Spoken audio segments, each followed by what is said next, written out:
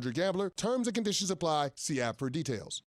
Dive into the Marvel Universe on the official Marvel Podcast with the stars of the MCU. Everybody's going to be talking about whether we're casting for this character. The creators of Marvel Comics. Spider-Man is the greatest fictional character in history. And Marvel Studios' Kevin Feige. But if you want the real answer, if we're trying to get real on this podcast, giving you exclusive access to Marvel's adventures like never before.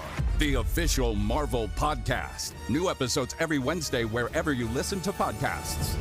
Take a swing around the parish to one of Breck's 5 golf courses. 2 championship courses, Santa Maria and Beaver Creek, and 3 courses for the more casual golfers. The popular 18-hole Webb Park and 2 9-hole courses, City Park and the newly renovated J.S. Clark. Breck's courses are designed to challenge every level of golfer from beginner to pro.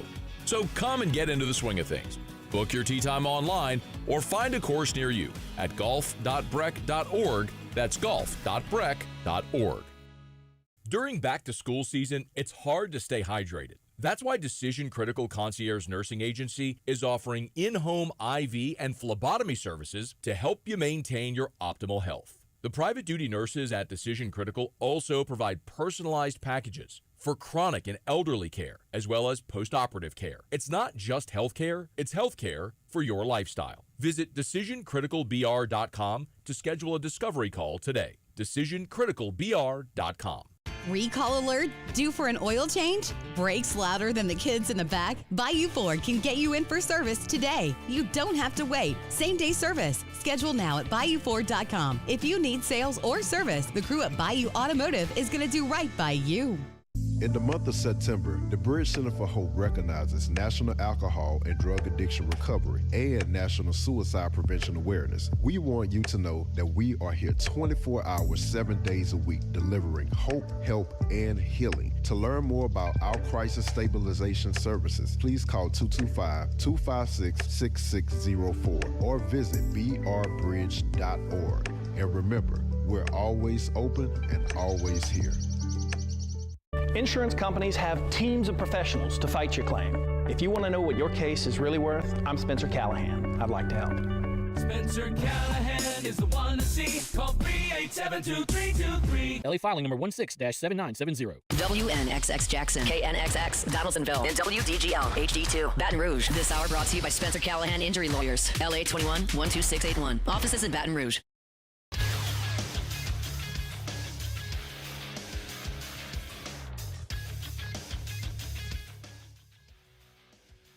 Good morning. It's 7 a.m. here on Tuesday, September 30th. Today in Baton Rouge, you can expect cloudy skies with a high of 89.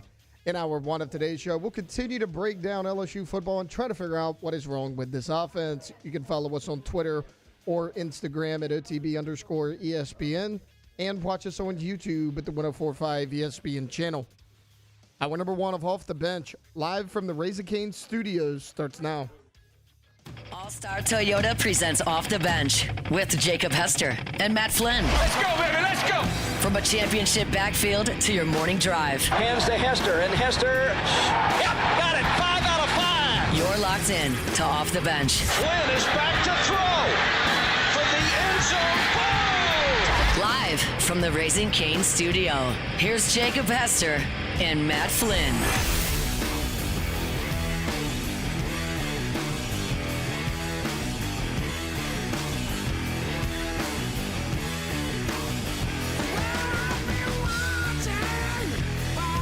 Yo!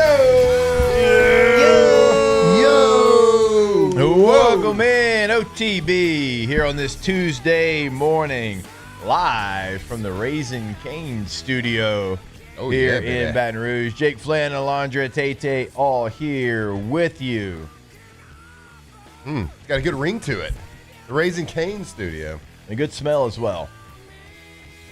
Yep. We knew they were in the hallway yesterday before they even announced their presence. That's right. Except we didn't realize that everybody else on this floor yesterday evening would leave the fries out all night. That's true. Yeah. That's true. There were, well, just really the containers more than anything.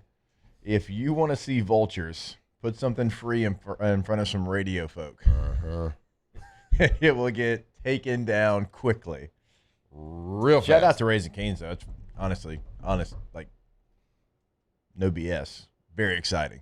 Like what percent of like you're professional radio guys, so there's a certain salary that comes with this. What percentage of that salary goes to Raising Cane's? Probably monthly with the Hester for me? clan. Oh, yeah, my with the Hester clan.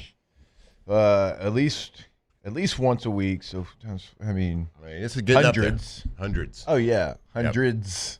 Yep. Definitely triple digits. Yeah. Oh yeah, it's triple.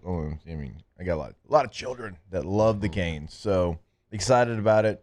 Glad to have them. We appreciate them. Raising Cane's studio. How we doing? It's Tuesday. Yesterday, obviously we didn't open the show like we normally do. It was not time to celebrate. It was not a time to rejoice. We've had a day to reflect, a day to continue to watch a little tape. It's Tuesday, which is known as the worst day of the week. Yep. We had to sit through the Dolphins and Jets in a primetime game last night, only to be followed by the Bengals and Broncos. So the NFL didn't help us out either. But how are we feeling? And those uniforms were atrocious for Miami. I'm feeling great. I didn't hate the uniforms as much. I'm just not a fan. Like, if that's not in your color scheme. I'm not usually a fan of people just randomly throwing a black uniform out there if that's not one of your colors. But for some reason, I didn't hate that. I don't know if it's kind of like the neonish colors. I didn't love it, but I wasn't sitting there watching Tennessee Volunteers play with a black uniform on. Yeah, that's true. I guess it's because I love the Dan Marino Day Dolphin uniform so much, and they don't wear those, which is egregious to me. That's a football sin for sure. Yeah. No, I'm doing great, man. I feel so much better than yesterday. I was looking forward to this Tuesday all yesterday because yesterday stunk. We had to talk negative about things we love.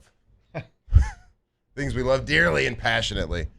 So, it kind of feels like we got over the hump. We get to flip the script a little bit. We get to look forward to the rest of the season. Yeah. Because everything you want to do is still attainable.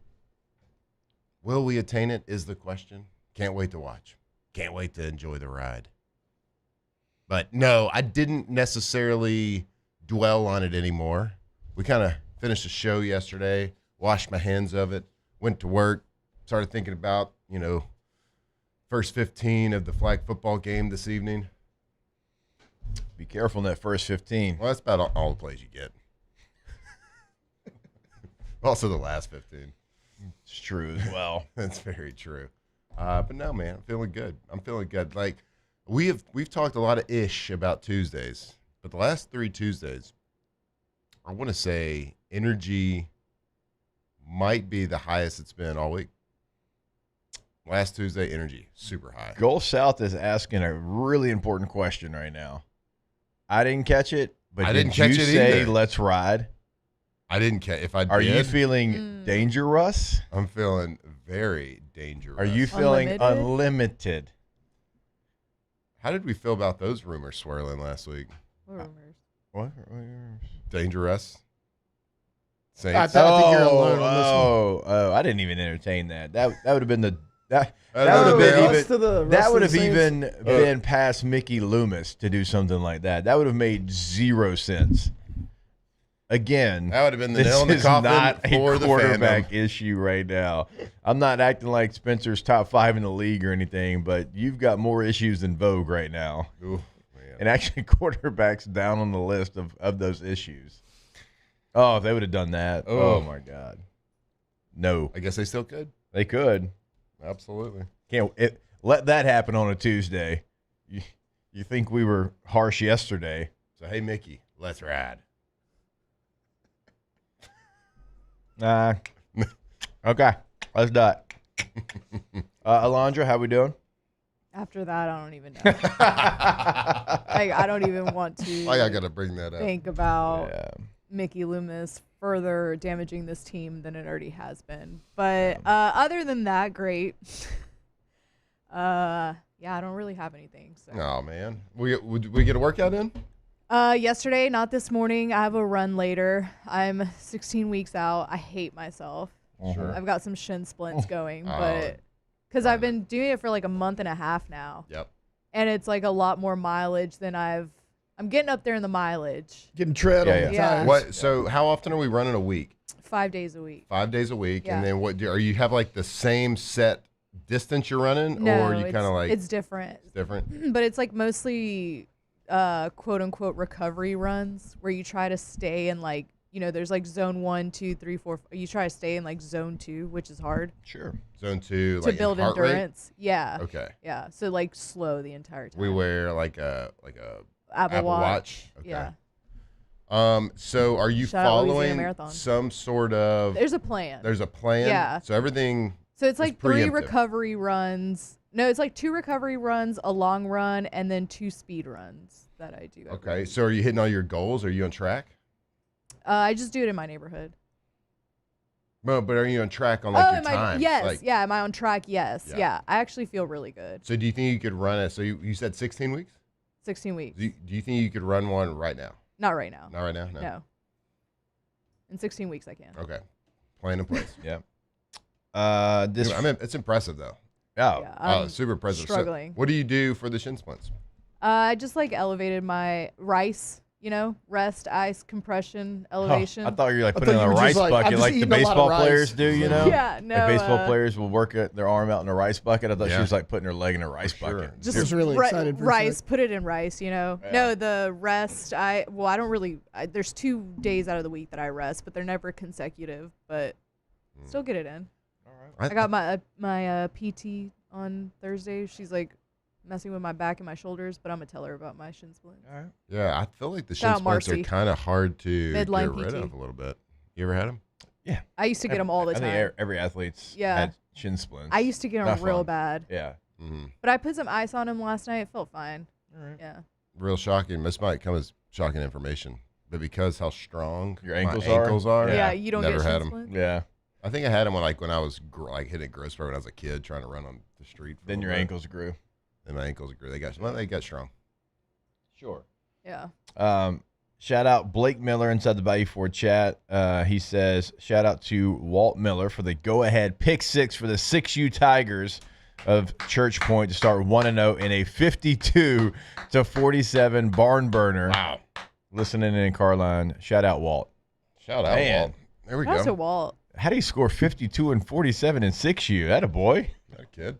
I feel like you don't hear the name Walt much anymore. We're not doing running quarters there? Yeah. Walt's a great. Say Walt. Great name to say as country as you can. Mm-hmm. You know what else is exciting, though? What's that? Tay-Tay. Oh. Got a Twitter. Oh, he did. That's an X. I figured it was I'll about never time, call it guys. X. It's a big I figured deal. it was about time. Why not? Held out long enough. In the year of our Lord 2025, Yeah, you did Tay-Tay's it. like, it's time. You did it. It's time. I got to Also, sign did up. you guys know like they make phones without cords? I didn't know that. That's I found that crazy. yesterday I too, know. guys. This is a big day Yeah. for me. What was the thing that pushed you over the top? Like, I gotta do Yeah, it. what made you? I was sitting at my desk at work and I was trying to log into like the ESPN Twitter, and I was like, if I had my own, this would be a lot easier. And I was like, you know what? Let's just made it. Let's just do it. You got tired of us like sending Oh, yeah. different tweets and They stuff had- back. I can on see the them group though. text. The tweets will pop up. I can click it because I'm logged in. I was logged in on 104.5's But you wanted to engage, I'm sure. Twitter. So Yeah, you You wanted engage to it with smash the yourself. like button. Yeah. You couldn't smash it. Smash. got I mean, a lot of. I bet T-Bot is so happy right now. man. I think I got tagged 13 times yesterday. Oh, you just get ready. Oh, yeah. lot No of big deal. Photoshop Taylor thirst traps out there. If Yeah. you're Well, interested, Go ahead and give your handle. I'm sure based on this, you'll get tens of followers. tens probably. Yeah. Well, what is it? What's the Taylor handle? _sharp_. What? Turns out a lot of Taylor Sharps on Twitter. So you went with the underscore instead of like a 1 Yeah. or a 2 You should have been Tay-Tay. Yeah. Yeah. or even a 3? We just went with the underscore. Yeah. I was just. All right. Wait, so we're Taylor _sharp_? Yeah. That's real? It's real. Not like an exclamation Look, mark? I A did 1, 2, Matt's 3. advice. His I took- profile picture is his headshot. No. I mean, Come on. I don't know what else it would be. I mean, I don't know. There's, Like, Your I wedding know, pic. you are in I media. know it's not R&B Wednesday, but if the shoe fits, I even tried Matt's option and used my old friend Chat GPT. They were all really aggressive. What, usernames? Yeah, they were all aggressive. And I was like, you know what? I'm just going to go with this one. Okay. Let me just throw that underscore in there. Nobody's ever going to forget that. The one at the – it had to have something at the end. So yeah, I know. I get it. I'm familiar. Oh, no. We gave the shout-out to Walt, and Walt's getting out of the car, about to get the shout-out, midstream ad. No. Poor Walt. No, Walt. Go It's back okay. and play it for him. Yeah, Blake, listen you can on the go back radio, and man. you can screen record it, and you can play it for him. Shout out Walt. Man. There's an extra one. Dang. Sorry about that. Actually, Can't say I've ever met a that's not me. 6-year-old named Walt. I know that is what a I good know. one. I got a good friend named Walt, This but is, he's in. Oh, Yeah. he's almost 40. this So, it's like, got a good that friend doesn't named play Walt. here. Not 6, but Yeah, it doesn't play here. Walt's going to have a mullet for sure at 6. Got to. Walt, a 6-year-old? Mm-hmm. It's a great name. It's a great name. Great It's a name. great name. Blake does say in the chat that in 6U, they're playing man-to-man. They're DB Elementary. They're DB Elementary. Uh-huh. Not 5247. DBE. 52. Not 52-47. Get him underscore. I would love to score 52 or 47. If I'm Right. being completely honest. I'll tell you what. Same. I think Yeah. we're playing More in. than 20? It's tough to come Against by not points. Southeastern? Yeah, it is. It is. Like, the league that Matt and I are coaching in, except, like, there's... Oh, we're there's- still talking there's- about. there's- I thought I was talking about. We are. Yeah. I mean, we are talking about LSU for sure. But he said it's the league we're playing. It's tough to come by points, and I started thinking it's pretty tough. You get 14 of them things, you're feeling really good.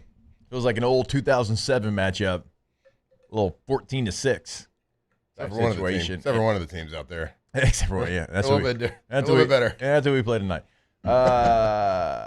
And also, like, speaking of it, just real quick before we take a break. And look, obviously, I'm biased and gonna stick up for our coach.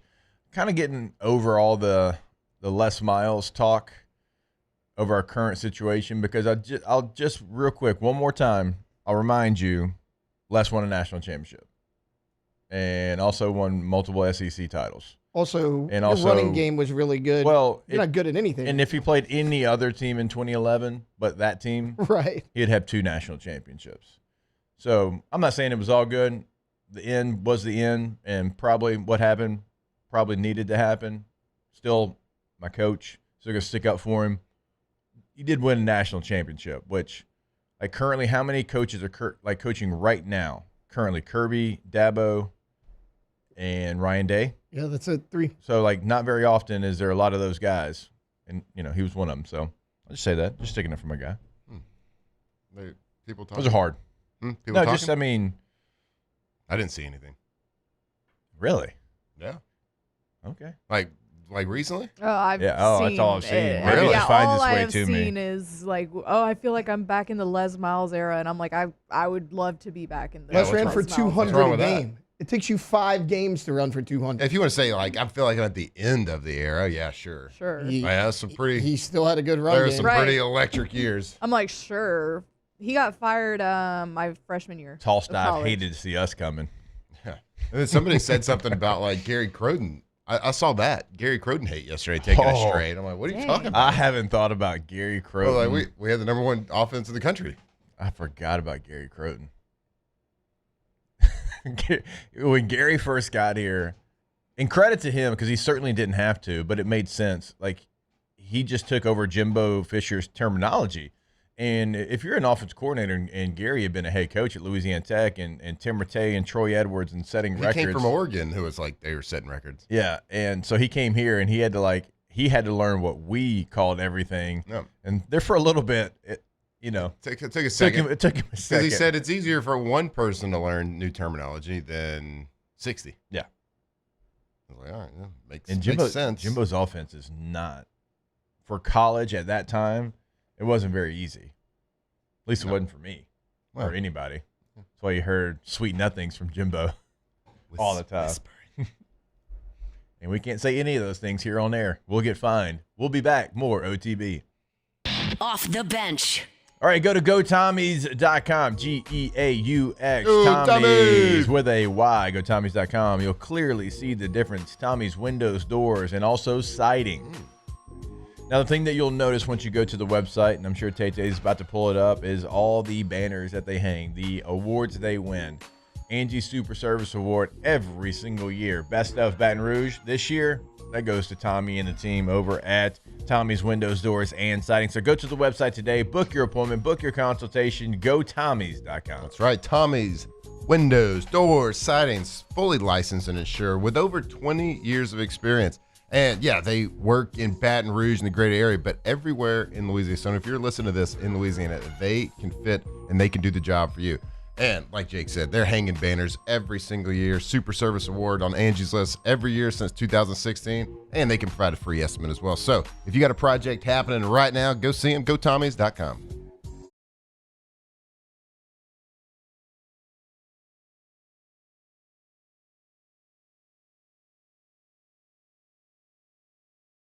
Andrews to create the Ochsner Andrews Orthopedics and Sports Medicine Institute.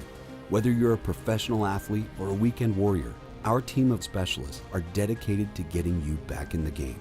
So whatever your reasons are for reaching your personal best, we've only got one: you. Ochsner Andrews Institute. Long live you. When it comes to industrial construction, River Parish Contractors can do it all. Mechanical, structural, custom fabrication, specialized welding, and turnaround services. Strategically located in between Baton Rouge and New Orleans, we have the local team with the experience and commitment to safety to manage the most complex industrial projects. Period. Here's the deal. Partnering with us means your project is delivered on time, on budget, and most important, safely. River Parish Contractors, let's get building. At Sunshine, we know what you see when you look at your land. Where others may see dirt, you see the foundation you've built your life on.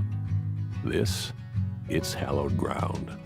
It's past, present, and future. We're proud to provide quality John Deere equipment to help you maintain the land you love. Check out our current promotions and learn more about what it means to be powered by sunshine at sunequip.com. My father, J.B. Falgu, had a vision of growth for First American Bank and the communities we serve. The bank's foundation was built on his legacy of compassion, loyalty, and dedication. Through his years of leadership, First American has prospered to heights even J.B. could not have imagined. I know my father would be extremely proud of the customer service and financial stability that First American provides to Southeast Louisiana. We continue to thrive because of the legacy of J.B. Falgu.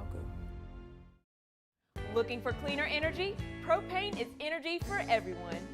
Propane water heaters are very cost efficient, and the savings are even greater with a tankless propane water heater. We all know that Louisiana propane is a safe and environmentally friendly fuel. So why not go green while you save some green? I'm Miss Louisiana, Gabrielle McLeod, and for more information, visit louisianapropane.com. Breck teamed up to reimagine your parks, and you imagined big. With your help, we went to work, creating 12 beautiful community parks across the parish. A family-sized water park, miles and miles of trails, and parks just for your dogs. There are more places to splash, to explore, to run wild, and even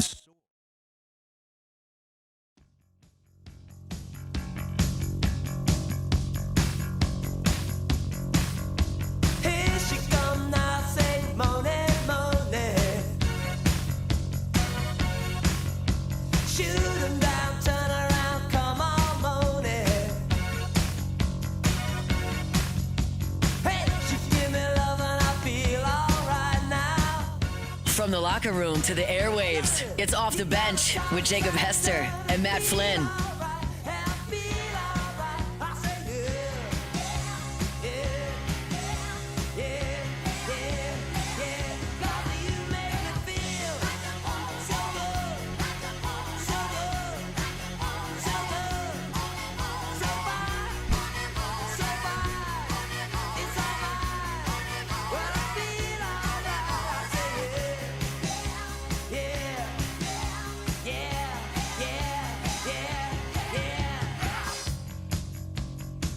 All right, welcome back in. OTB here on this Tuesday morning.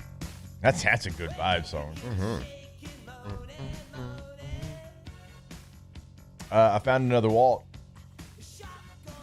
My wife let me know that one of my football players, his real name is Walt, but goes by his middle name.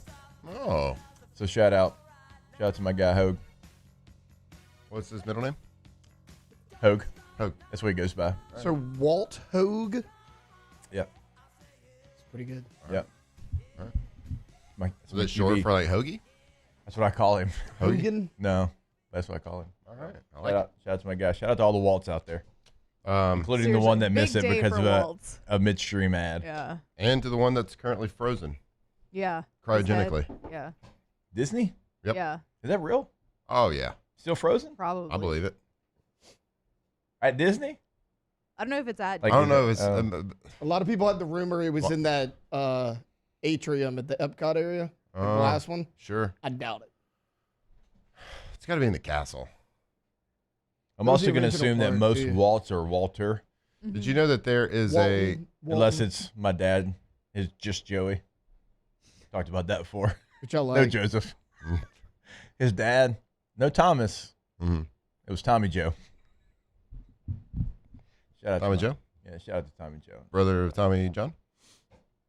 No, that's his full name. Tommy John. Love that. Yeah. It'd be like if you're just Matt, not Matthew. Did you know that there is a room in Cinderella's castle I knew something was coming from Disney. that you can stay in? Like I didn't know legit that. stay in? Like you can buy it, rent Not it? everybody can just stay. Like it's for special, ultra special VIPs. I'm sure that's cheap. So to the point, so like there's I'm not even gonna say like closet Disney people. There's people that are like such big Disney people out there in the sports world that you've never really heard of. Yeah. But like T-Bob Abear. Yeah, but like I've heard like Steve Young, huge Disney person. Really? Like he would write it like not just him, but I've heard that there's multiple athletes that will write it into their contracts. No. Okay, so That's crazy. Like they have, certain Disney perks and things like that. So you go to the Super Bowl, and so when we went to the Super Bowl in 2010, everybody on the team had to sign a contract with Disney just in case you became the Super Bowl MVP. Yeah. You had to go say, I'm going to Disney World, and they would pay you X amount for that. Yeah. Like I was a backup quarterback. Like the odds were very, very small. Yeah. So it was a contract. Let Aaron it was get like, hurt though. It's like $25,000. I will pay you that if you just say. Yeah. And so I can only imagine like Aaron Rodgers' contract was. But I've heard people on the front end will negotiate. If I get MVP, I want to stay 2 nights in the castle. I want X, Y, Z at Disney. I want to bring my family. I want to do this and that. And I've heard Disney saying, nah, you can't stay in the castle. Really? Yeah. Like it's like a super ultra rare situation from what I've heard. But I have heard that other people in like their regular contracts will say, in my contract, I want like 2 trips with a private jet, me and my family to Disney. I want to stay in the castle. I want to do this and that. Like it's a real situation. I've never heard of this. Where T-Bob's on air. I was gonna say, call this man. Yeah, and there's also a Disney club out there you can be a member of. Like people pay, I don't know, I think it's like up to like $70,000 or $80,000 initiation fee, and you get like all these different perks and stuff at Disney. There's like little clubs, hidden clubs throughout the park that you get to go, and like you get to go rest and chill during the day. You get so many like, I don't know I can't remember what the fast pass is called. You cannot buy a night, is what it says here. So like you can win sweepstakes, you can get invited. So like it doesn't have a price tag because you can't pay to stay there. However, it is priced between roughly $2,600 and $6,500 per night. That's it. I feel like it's one of those, like if it's an invite only thing, like I'm surprised that even like they charge anything. Well, they say sometimes you can bid on it for like charity auctions. Okay. So like you can bid to stay, but like you can't just book it. I bet if they bid on that, if you're at the right auction, I bet that thing would go for $25,000. No doubt. If you're at the right auction. I'll reach out to our correspondent here during the next break, and I'll see if I can get some info on it. I can't remember what the Disney club is called, but I was shocked. So I learned about this club this past year from a guy I know, a friend of mine, who was telling me, but like I didn't realize he was like a closet Disney fanatic. Like he goes like twice a year, like he knows, and he's been trying to apply to be it's an invite. Like you can't just like apply for it. You got to be like invited. So I know this person? No, you don't know. He's been trying to get invited. I thought I had a pretty good idea of who it was too. Okay, but yeah, it's pretty wild out there, guys. But why? Like, why have a room that you wouldn't rent out? Exclusive.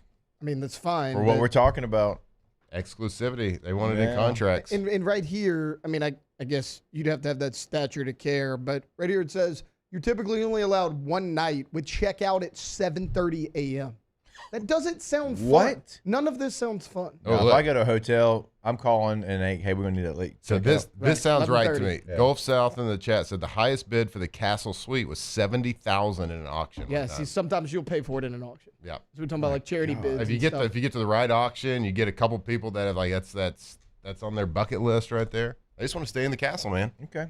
I guess you get a pretty good little view of the fireworks. Sure. Tinkerbell flying in. There's not anywhere in this world, not one place that I would pay $70,000 to spend a night in. Not one. No bucket list items, no nothing. The White House, my favorite ball field, nothing. Yeah, no. There's not even close. No. I'm not paying paying $70,000. I'm not paying $70,000 for a trip, much less one hotel room. Right. Yeah. Speaking of people, like, to me, dumb things that people pay a lot of money for. How about those people that were going up in space for like 2 minutes for like $250,000 or $500,000 or whatever? Daniel said when OTB gets top 4, we're going to Disney. We're going to the castle. Hey, we're going to take a look at that castle. Let me tell you something. We ain't staying in it. Daniel, if we get to the top 4 this year, actually, I don't think we can move up or down, because Flynn screwed it up. Because anytime you add somebody new, you can't go up or down, I believe. At least that's what I've been told. But the year after that, if we get top 5, we'll go to Disney. I'd rather go to Southern California than Orlando because of the weather, and I like that park better than I like Orlando. So nah, I ain't going. Not doing it. Northern California hurts you, not Southern California. Southern California is trash. I think Anaheim's very nice. Objectively, it's terrible. Why though? Never been there. I don't know why facts are facts. They just are. Wow. I don't know. Why's a tree good? It's a tree. That's not what Joe Dirt said. Why's sky blue? Yeah, he said that. What else you said? Something else good. Yep. They just are. All right. So when we come back, maybe some good news on the injury front with the New Orleans Saints. Hello. Maybe. Hopefully. Because you need it. Badly. We'll tell you who those players are and what that injury news is when we get it started when we come back here on OTB. Off the bench. All right, go to boudreauxelectrical.com. When you go to the website, you can go ahead and get that quote that we tell you about all the time, that free quote we tell you about all the time. And you might think it's too late. We're coming up on October, right? That's tomorrow. Understand that. I got here quick. It is tomorrow. And so you're thinking maybe it's too late. It is not too late, right? They have over 80 in stock right now, ready to install on the North Shore, 985-397-1562 in the greater Baton Rouge area, 225-300-9389. Always online, boudreauxelectrical.com. Yeah, Boudreaux's, man, they're the best. And they got some like big news recently. Boudreaux's Electrical has been named one of only 10 Generac dealers in the entire world, the whole world, chosen to launch the all-new next-generation Generac generators. That means we in Louisiana have the opportunity to get the most reliable backup power solutions available on the market. So we live in Louisiana right now. You never know what is happening with the weather. So get that peace of mind. Protect your house. Protect the things. Protect the stuff in your freezer. Be the envy of the neighborhood. Keep those lights on. Boudreaux'sElectrical.com.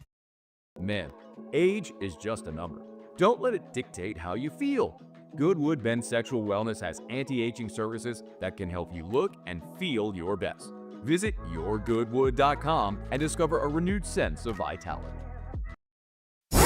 104.5 ESPN Baton Rouge and First American Bank and Trust bring you the Heart of the Game Award, recognizing student athletes who deliver when it counts. Nominate your game day standout at 1045ESPN.com by the 21st. We'll choose 5 male and 5 female finalists, and then it's up to the fans to vote for the winners. Each winner gets a $250 gift card, a custom award, and the spotlight they've earned. Presented by First American Bank and Trust, a banking tradition since 1910. At Auctioner, we know healing is a team sport. That's why we've partnered with world-renowned orthopedic surgeon Dr. James Andrews to create the Auctioner Andrews Orthopedics and Sports Medicine Institute. Whether you're a professional athlete or a weekend warrior, our team of specialists are dedicated to getting you back in the game. So whatever your reasons are for reaching your personal best, we've only got one. You. Auctioner Andrews Institute. Long live you. Family owned and community driven. Service Chevrolet Cadillac, a legacy you can trust since 1972.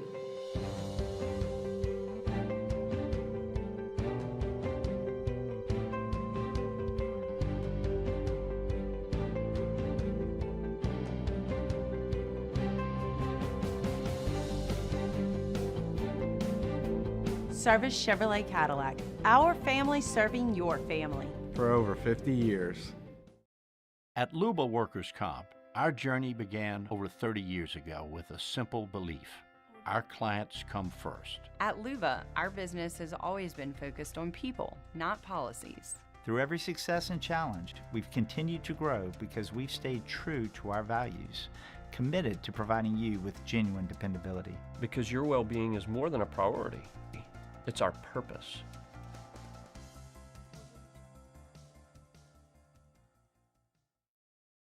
Raising Cane's is our victory meal. Football fans are some of the most dedicated fans in sports. It's a fundamental quality we share, and that fuels every single order of our hand-battered chicken fingers. Wherever there's football, there's Raising Cane's. One love. Let's go. Gulf Coast Bank and Trust is giving our customers the power to bank anywhere, anytime during this challenging event. And we're right there with you. Our mobile banking app is a smart way to manage your money and time. Gulf Coast Bank and Trust, the bank that cares about you. Flight by Yingling is raising the bar by crafting the next generation of light beer. With only 2.6 carbs and 95 calories, this Down from the gallows, and I don't have very long. From players to legends, Hester and Flynn break down LSU football like only champions can.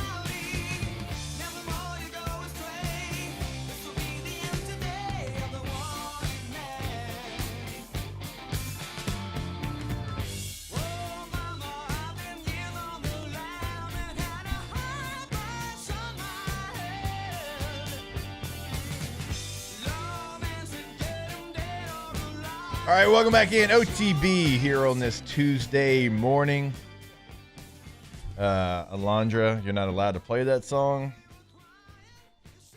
Still got PTSD from seeing them play it on the field in the snow as we played Pittsburgh in the playoffs with the terrible towels waving. That place was bonkers. I saw they brought it to Dublin. Yeah. They were doing this song in Dublin. I'll never forget it. We're like, why's the crowd going so crazy? Like in the tunnel, we're about to come out. It's a great song. Styx is singing Renegade live in January in the playoffs at Heinz Field. Yeah. It's like, oh, cool. Heck yeah. Sorry. Now I get to go block James Harrison. Cool. Fun. Looking forward to that. See how that's going to go. All right. The New Orleans Saints have a couple of injuries that we certainly want to discuss. Cesar Ruiz is going to be out 4 to 6 weeks with a high ankle sprain. Huge hit. The O-line's going to suck now, guys. Bad news. Big blow. That stinks, though. Who's going to be the vocal leader? That does stink. Oh, yeah. I forgot that was. Yeah, who's going to lead these guys? Yeah. I guess he's technically considered like week to week is what Kellen Moore said, but high ankle sprain, playing a power position like guard, I would be shocked if it's not 3 weeks minimum. Right. Oh, yeah, for sure. So, like being week to week with a high ankle, I don't know about that. But Cesar Ruiz, he is right now, he's listed as questionable, but I would assume he's going to be out there. But for Foster Moreau and Taysom Hill, that 21-day practice window has opened up for both of those players, right? They're on the PUP. Now they can come back. They can start practicing. And Foster obviously can help you immediately with your inline blocking, trying to set the edge, help you out in the run game. And the run game looked really good against Buffalo, right? You had multiple backs, and your quarterback, Spencer Rattler, had a lot of success. So getting Foster back would be key in the running game. And then I don't know what you can get from Taysom Hill, but let's all be honest with ourselves. They can use any kind of extra juice offensively on this team. So I know we talked a lot about Taysom Hill and what it would be in the offseason. If Taysom is available and you can add him to give you some life, and I like Kellen Moore, like he can – one thing like he can do, like he can come up with a package of plays for somebody like Taysom with his skill set. And so I'm not saying he's the savior. This season is what it is. But if you want to be competitive, you got to add to this offense, and you have somebody in the building already that I think can do that. Yeah, by God, it's not going to hurt anything for sure. You look at Foster Moore, I think he's going to bring a lot to the table. No, there's certainly a ceiling on the offense, so let's not like get too excited. But like, it's a guy that we know and love. When we say any help is help, and we talk about the things he's going to add to the running game. The running game was really good this past week. Sure, Buffalo's weak on the run defense, but you saw a lot of positives. So he is going to help just improve that, and hopefully that can be kind of like our identity, the staple of our offense, is we can rely on that running game. But let's be honest, like in the passing game, he sure is not going to hurt either. He's certainly not going to make the tight end any less of a threat out there in the passing game. And we've seen him in the past. He seems like a touchdown machine when he gets out there. Maybe he's like the forgotten second tight end in the passing game or whatever. But we've seen him do things in the passing game. So he's definitely going to add another element, and that's a bright spot, a bright leadership guy, a guy on the field that people can look to, especially. We know what it is this year with the Saints. If you got another leader out there on the field with the rest of the guys, it helps, right? Yeah. And we've seen some, head hanging a little bit, some frustrations with Olave out there on some different things. To have another vocal, and we talked about this a couple of weeks ago, like who is the guy on offense right now? Right. That is chewing people out. It's a great point. Who is the vocal leader? Now, Foster can definitely step in and do that. He can absolutely, and he commands respect for sure. Well, and he's got years under his belt, so he can be that guy. It's hard to be that guy when you're on the PUP list for sure, and you're hurt.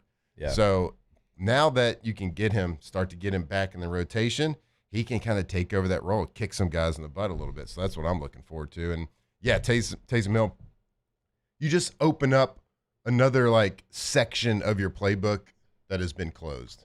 It opens up so much more. Or maybe you have to create that part of the playbook, but it allows you to do so many things. I think the Philly special probably would have looked a little bit better with Taysom throwing it. Chris Olave. Let's go tush push. I think we're on. I think we're back. Ooh, that's true. I don't know if Spencer Rattler is squatting 650 pounds like Jalen Hurts. Yeah. I'm sure Taysom could touch 550. Yeah, something like that. All jokes aside, it opened up something. It opens up something different. You currently need something. There's things to this offense actually that have I think been a bright spot, like surprising. I think Spencer's play has been surprisingly efficient to some people. Mm-hmm. But you got to get some more juice. You got to create something. You got to do something. Well, I mean, you got a couple of players that can give you what you're looking for. And this is a completely outsider's perspective, certainly. Like you went to one practice, I've gone to 0 practices, just from what we see in the games, and we're putting pieces of the puzzle together. We're not really sure. Could we talk about that vocal leadership? I harp on that right now because you got a young coaching staff, you got a young quarterback. You got guys that are old veterans out there, but not necessarily the most vocal of people. So it can be maybe a little chaotic at times. Yeah. But you got two guys that you can start to bring back that I feel like can create more of a calming presence out there, just because of the experience they have, the success, like certainly the success and what Taysom's meant. He Yeah. can be out there. Just two guys that I believe who can speak up and people shut up and listen. That's a great point because they need that, and you're right. Like Foster can be that, but it is hard even for and like the years part of it. It does help, but it's not the only thing. Like you can be a 10-year vet, and if you're like, okay, yeah, I don't really that right. That guy's talking again. Oh God, right. But he's got the years and he's got the respect in that building because Foster puts in the work. Yep. People see that he's a successful player, so. It is something the Saints right now are missing because when we asked Nick Underhill, who joins us later on today, when he said Cesar Ruiz, I was like, stop right there. That makes all the sense in the world. I get it. I get now what they're missing. Because, like, how can you as a player, and look, he's hurt, he'll come back, sure. But how can you as a player, like when you're graded as one of the lowest players in your position in the entire NFL, no offense to him, he might be a good dude, a good person, a good teammate, but I'm not listening to you. I'm just not. Mm-hmm. Like, even if I want to, even if I'm trying to trick myself, I'm gonna be like, man, you're kind of trash right now. Like, who are you talking to like that? Mm-hmm. You know what I mean? That's just the way it is. But if somebody's out there and they're a dog and you know that they're taking care of their 1/11th part of it, yep. Then you're like, okay, well, then I got to do it. I got to take care of my 1/11th. Mm-hmm. It's kind of like how you said, who was it? Was it Norv who said everybody in this room has their jersey? John Fox. Yeah, has their jersey retired in high school. Yeah. So like when you get a group Except of me, people like Evangel. that, you got like all these people that have their jerseys retired in high school in a room playing the same sport together, and nobody's having success. It's like you kind of got to be a guy for anybody to listen. Yeah. And like, hey, we'll listen, but that there's got to be action to that listening too. Yeah, and it's hard. And it's hard. I mean, I don't think we're speaking. It's human nature, right? If you got a leadership, a charismatic, like you get charisma in the NFL by what you do on the field, right? So, yeah, it's not just anybody. It's not just like, oh yeah, that guy. You know, sometimes it can be a good player, but he's like he doesn't do it the right way. He doesn't do the things that you need to do. And it's like, oh my God, that guy's up. And sometimes they're not talking. Like when I was in Green Bay, Charles Woodson didn't say a whole lot. Yeah. He wasn't like a talker. He wasn't the vocal guy. But there was a handful of times during the season where he spoke and spoke up. And whether it was a halftime, whether it was a pregame, whether it was the night before, something like that. Yep. And it was like, as soon as he said the first word, it was everybody was like, hey, yo, shut up. Shut up. Right. Charles talking. Yep. And he would speak. And it was like goosebumps, like up your spine. It was like, oh, my God. All right, let's go. Whatever you need.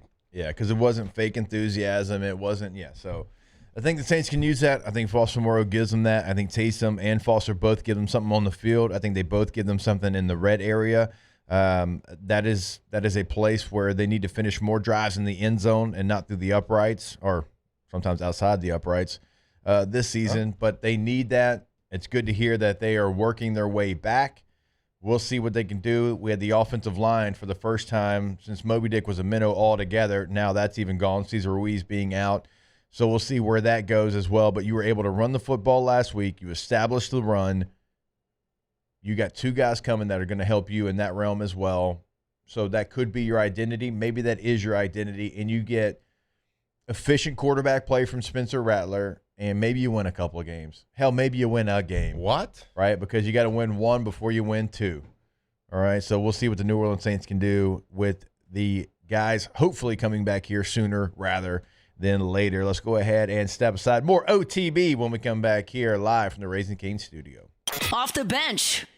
All right, go to trashrangers.com. When you go to the website, remember, you go scroll down just a little bit there, and you can sign up for commercial residential service. Also, you can check out all that information about the roll-off dumpsters. Also, we've been telling you over the last couple of days, the sanitation tab is new to the website, from portable toilets to, really whatever you're looking for in that roll-off dumpster, commercial, game, residential, if you're lucky enough to do that. You can find all that information bottom of the website, trashrangers.com. That's right. Trash Ranger Sanitation is our portable toilet business. For your business festival, concert, fair, construction site, whatever it is, go local. Call Trash Ranger Sanitation and flush away the national companies. Flush away that competition, people. For more info, go to trashrangers.com. That's trashrangers.com. Trash Rangers Sanitation. Guess what? Guess what they are? They're number one and picking up number two. Trashrangers.com. Flight by Yingling is raising the bar by crafting the next generation of light beer. With only 2.6 carbs and 95 calories, this is premium refreshment 6 generations in the making. Flight by Yingling. Raise the bar. I'm Gabrielle McLeod on behalf of the Louisiana Propane Dealers. I have spent hundreds of hours preparing for scholarship competitions. That preparation paid off when I won the Fitness and Talent Awards along with the title of Miss Louisiana. The Louisiana Propane Dealers are also pretty talented and want you to be prepared for when the power goes out. Visit LouisianaPropane.com to find out about propane generators and other safety tips. Louisiana Propane, it truly is the fuel for our future. ED, low T, or simply seeking to optimize your health and performance? Goodwood Men's Sexual Wellness offers a range of discreet services to address your specific needs. We empower men to reclaim their health and confidence. Visit yourgoodwood.com. These are the luckiest ice cubes in the world. They could have been a thankless bed for an all-you-can-eat salad bar, but instead, they've been called upon to cradle and cool a crisp, refreshing Dos Equis. Looks like the lucky just got luckier. Dos Equis. We typically think of stress as being bad for us. At Our Lady of the Lake and LSU, we are researching how certain types of stress, such as exercise, can be good for our immune health. By studying people under extreme stress, such as athletes, astronauts, service members, and first responders, we're learning how to improve the immune health of everyone. That's the power of research. That's the impact of champions. Together, we roar. In South Louisiana, you can always count on good people coming together to help our children. At Dreams Come True, we grant wishes for Louisiana children with life-threatening illnesses. But to do this, we need funds. That's why we're trying to raise $100,000 for Dreams Come True by giving away the Blessed Builder School. Make your backyard's dream come true while helping our kids. Just go to dreampoolla.com and you can find out how your $25 donation might help win you a Duplessis pool.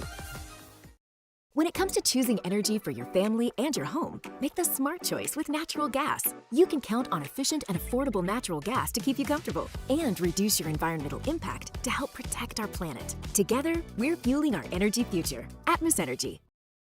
Gulf Coast Bank and Trust is giving our customers the power to bank anywhere, anytime during this challenging event. And we're right there.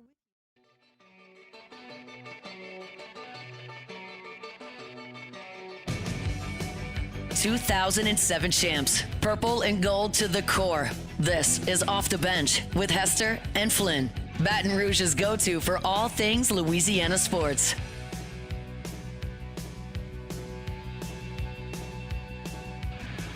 Last night a little dancer came dancing to my door. Last night a little angel came pumping on my floor. She said, come baby, got a license for love. And if it expires, pray help from above. Because in the midnight hour, she cried more, more, more. With a rebel yell, she cried more, more, more. Wow, in the midnight hour. All right, welcome back in OTB Tuesday morning.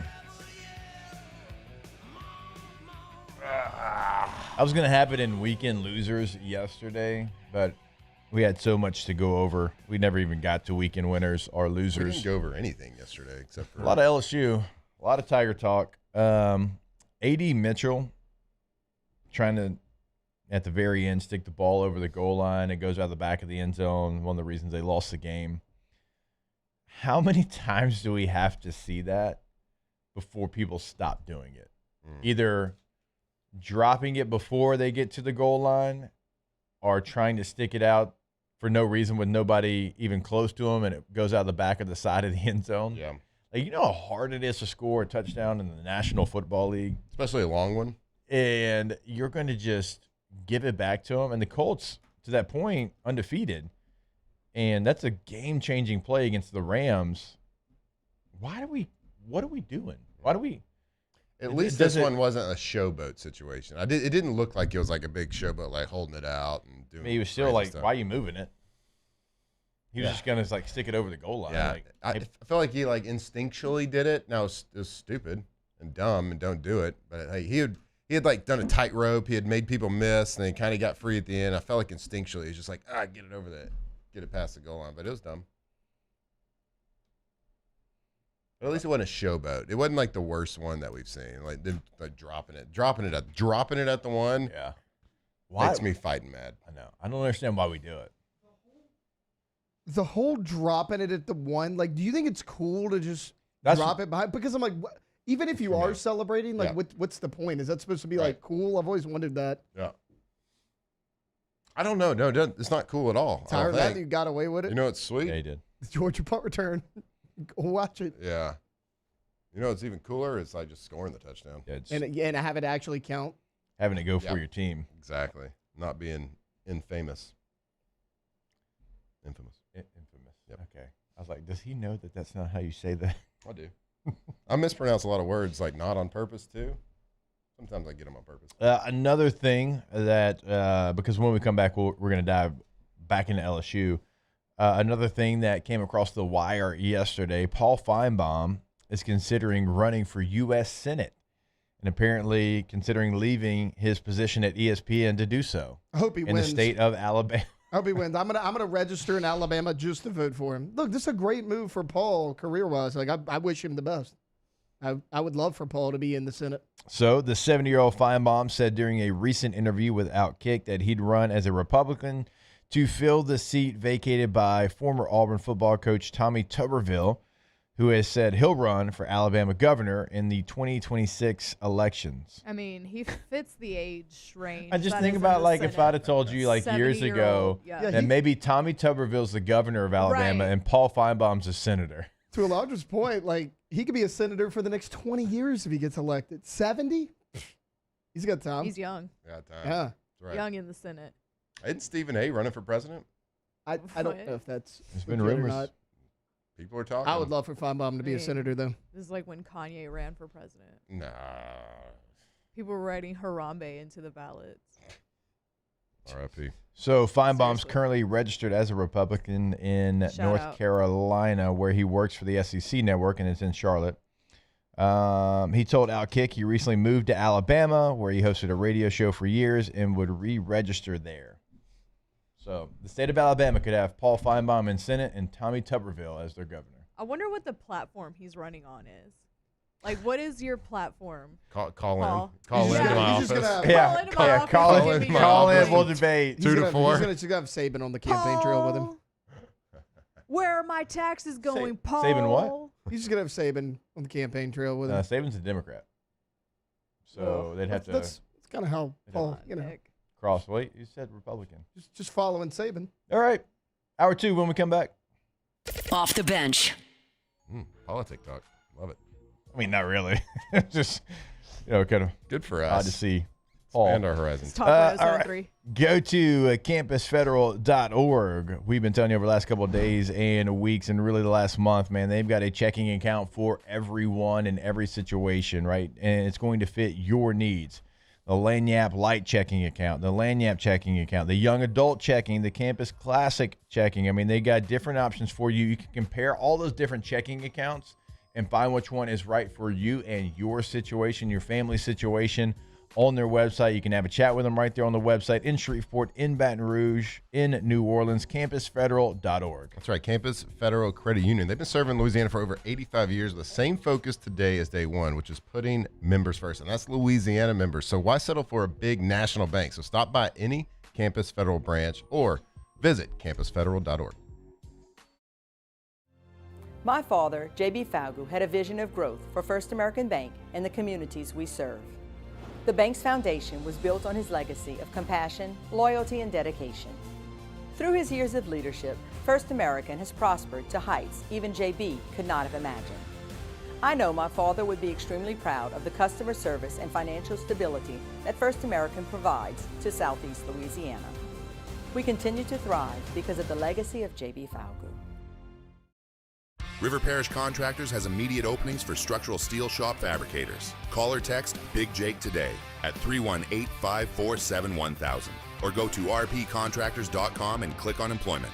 River Parish Contractors. Let's get building.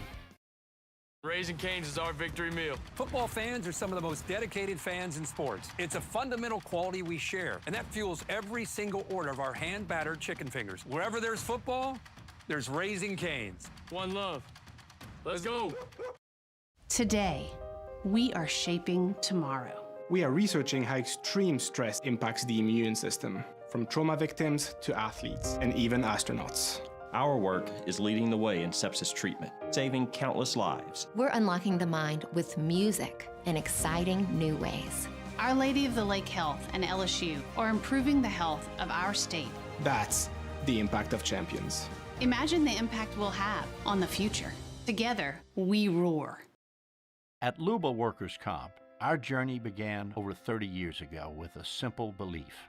Our clients come first. At Luba, our business has always been focused on people, not policies. Through every success and challenge, we've continued to grow because we've stayed true to our values, committed to providing you with genuine dependability. Because your well-being is more than a priority. It's our purpose.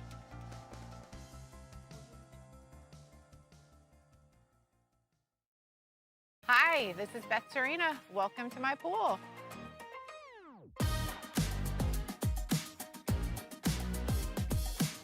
The first time I saw this beautiful pool, it exceeded every expectation that I had. They were able to get everything we wanted in this pool. It is a beautiful pool. We live out here, we eat out here, we watch TV out here. This is like our living room outside. We love this pool and everything about it. When we decided to build our pool, we called a great friend who is one of the best pool builders in the country in North Louisiana, and we said, who would you choose to build a pool in Baton Rouge?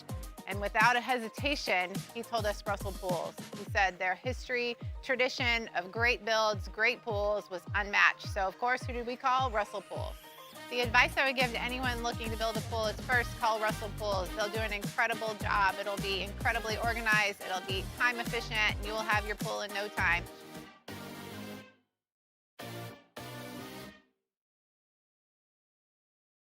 Breck teamed up to reimagine your parks, and you imagined big. With your help, we went to work, creating 12 beautiful community parks across the parish.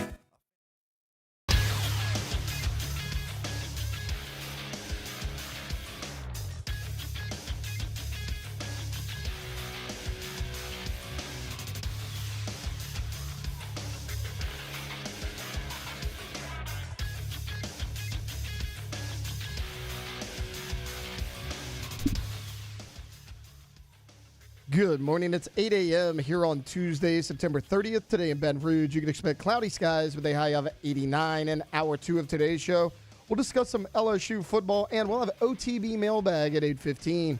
You can follow us on Twitter or Instagram at OTB_ESPN, and watch us on YouTube at the 104.5 ESPN channel. Hour number 2 of Off the Bench, live from the Raising Cane's studios, starts now. All-Star Toyota presents Off the Bench with Jacob Hester and Matt Flynn. Okay, here we go. Where the plays get broken down and science gets denied. Hey, they said I gotta come off the bench. Hour 2 of Off the Bench, live from the Raising Cane's studio.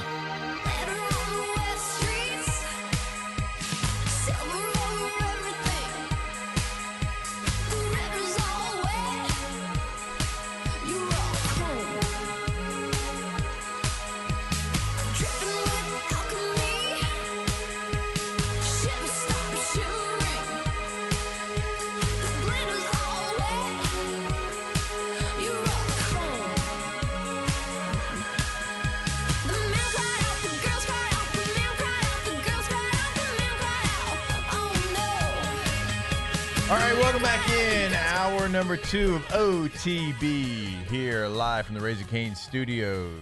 Jake, Flynn, Alondra, Tate, all here with you, and let's go ahead and get this hour started. It's time to get glowing, courtesy of GoFlow IV Spa, where hydration, vitamins, and a summer-ready glow are always on tap. Now, for starters.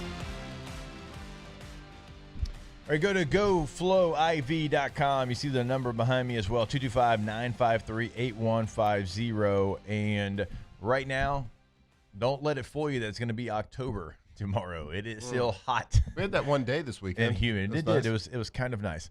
But it's still hot and humid outside. So any activities that you have, make sure you're hydrated. Make sure you're vitamized. You're ready to go. And also, like, if you've had a little bit too much fun, maybe you've indulged a little too much and you need a little recovery, you also can go see them for that. Again, you see it behind me. That is GoFlowIV.com, GEAUX FlowIV.com. Straight to the veins. You ever see this celebration?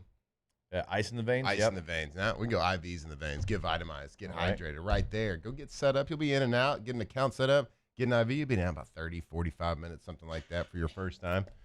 Go check them out right there. Jefferson. On Jefferson near Bocage. Go Flow IV. All right, so let's get into some of the LSU discussion. And look, we went over the Ole Miss game in length, probably 2.5 hours yesterday, but kind of going back and still watching a little bit of tape on this team, you got to find some success in the run game, but you also have to commit to running the football. Like right now, like the thing that you're doing with the difference in pass attempts and rushing attempts, like, it's got to get closer to each other or you're just never going to have any success there. But also diversity in the run game. And so we talk about that a lot here. And what do we mean by that? Well, like, when you look at some of the best teams in the country running the football, like, if you go take a look at, give me any offense that you think runs the football well. Like, you could throw an offense out there, and I can guarantee you in absolutes that when I go and I look it up and I look at what runs they're running, it's not going to be inside zone 57% of the time. It's not going to be outside zone 51% of the time. It's going to be inside zone 20, outside zone 30, counter this percentage, power this percentage, pull lead this percentage, because it's a diverse run game. It's got diversity in the run game. Everything is available, and they can find different ways to get to it. And honestly, like, you look at a Tennessee, you look at an Ole Miss, they can do it out of 11 personnel. So they can do it out of what is typically, you kind of consider being a passing type personnel offense, and 11 personnel, having one back and one tight end and 3 receivers.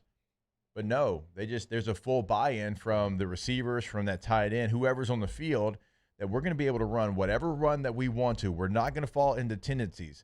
And look, it's okay if you want to line up. We talked about it yesterday. Your biggest run of the year, your longest run of the year, you lined up with a fullback and a tight end in the backfield, and you ran it around the corner, around the edge for 51 yards. It's okay to line up and do that sometimes. And then guess what, Matt?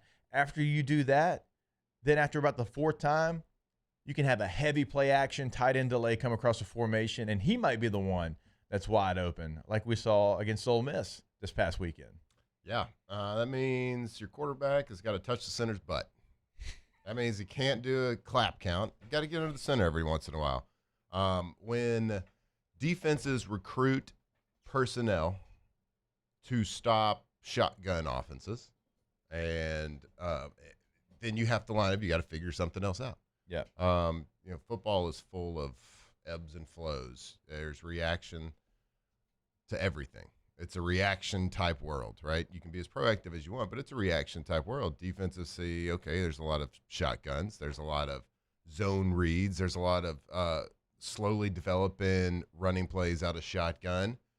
So let's get faster guys on the defensive line. Okay, well, all right. A couple years later, people are going underneath the center. They're running fullback again. They're running 2 tight ends. They're bullying us because we got faster on the defensive line.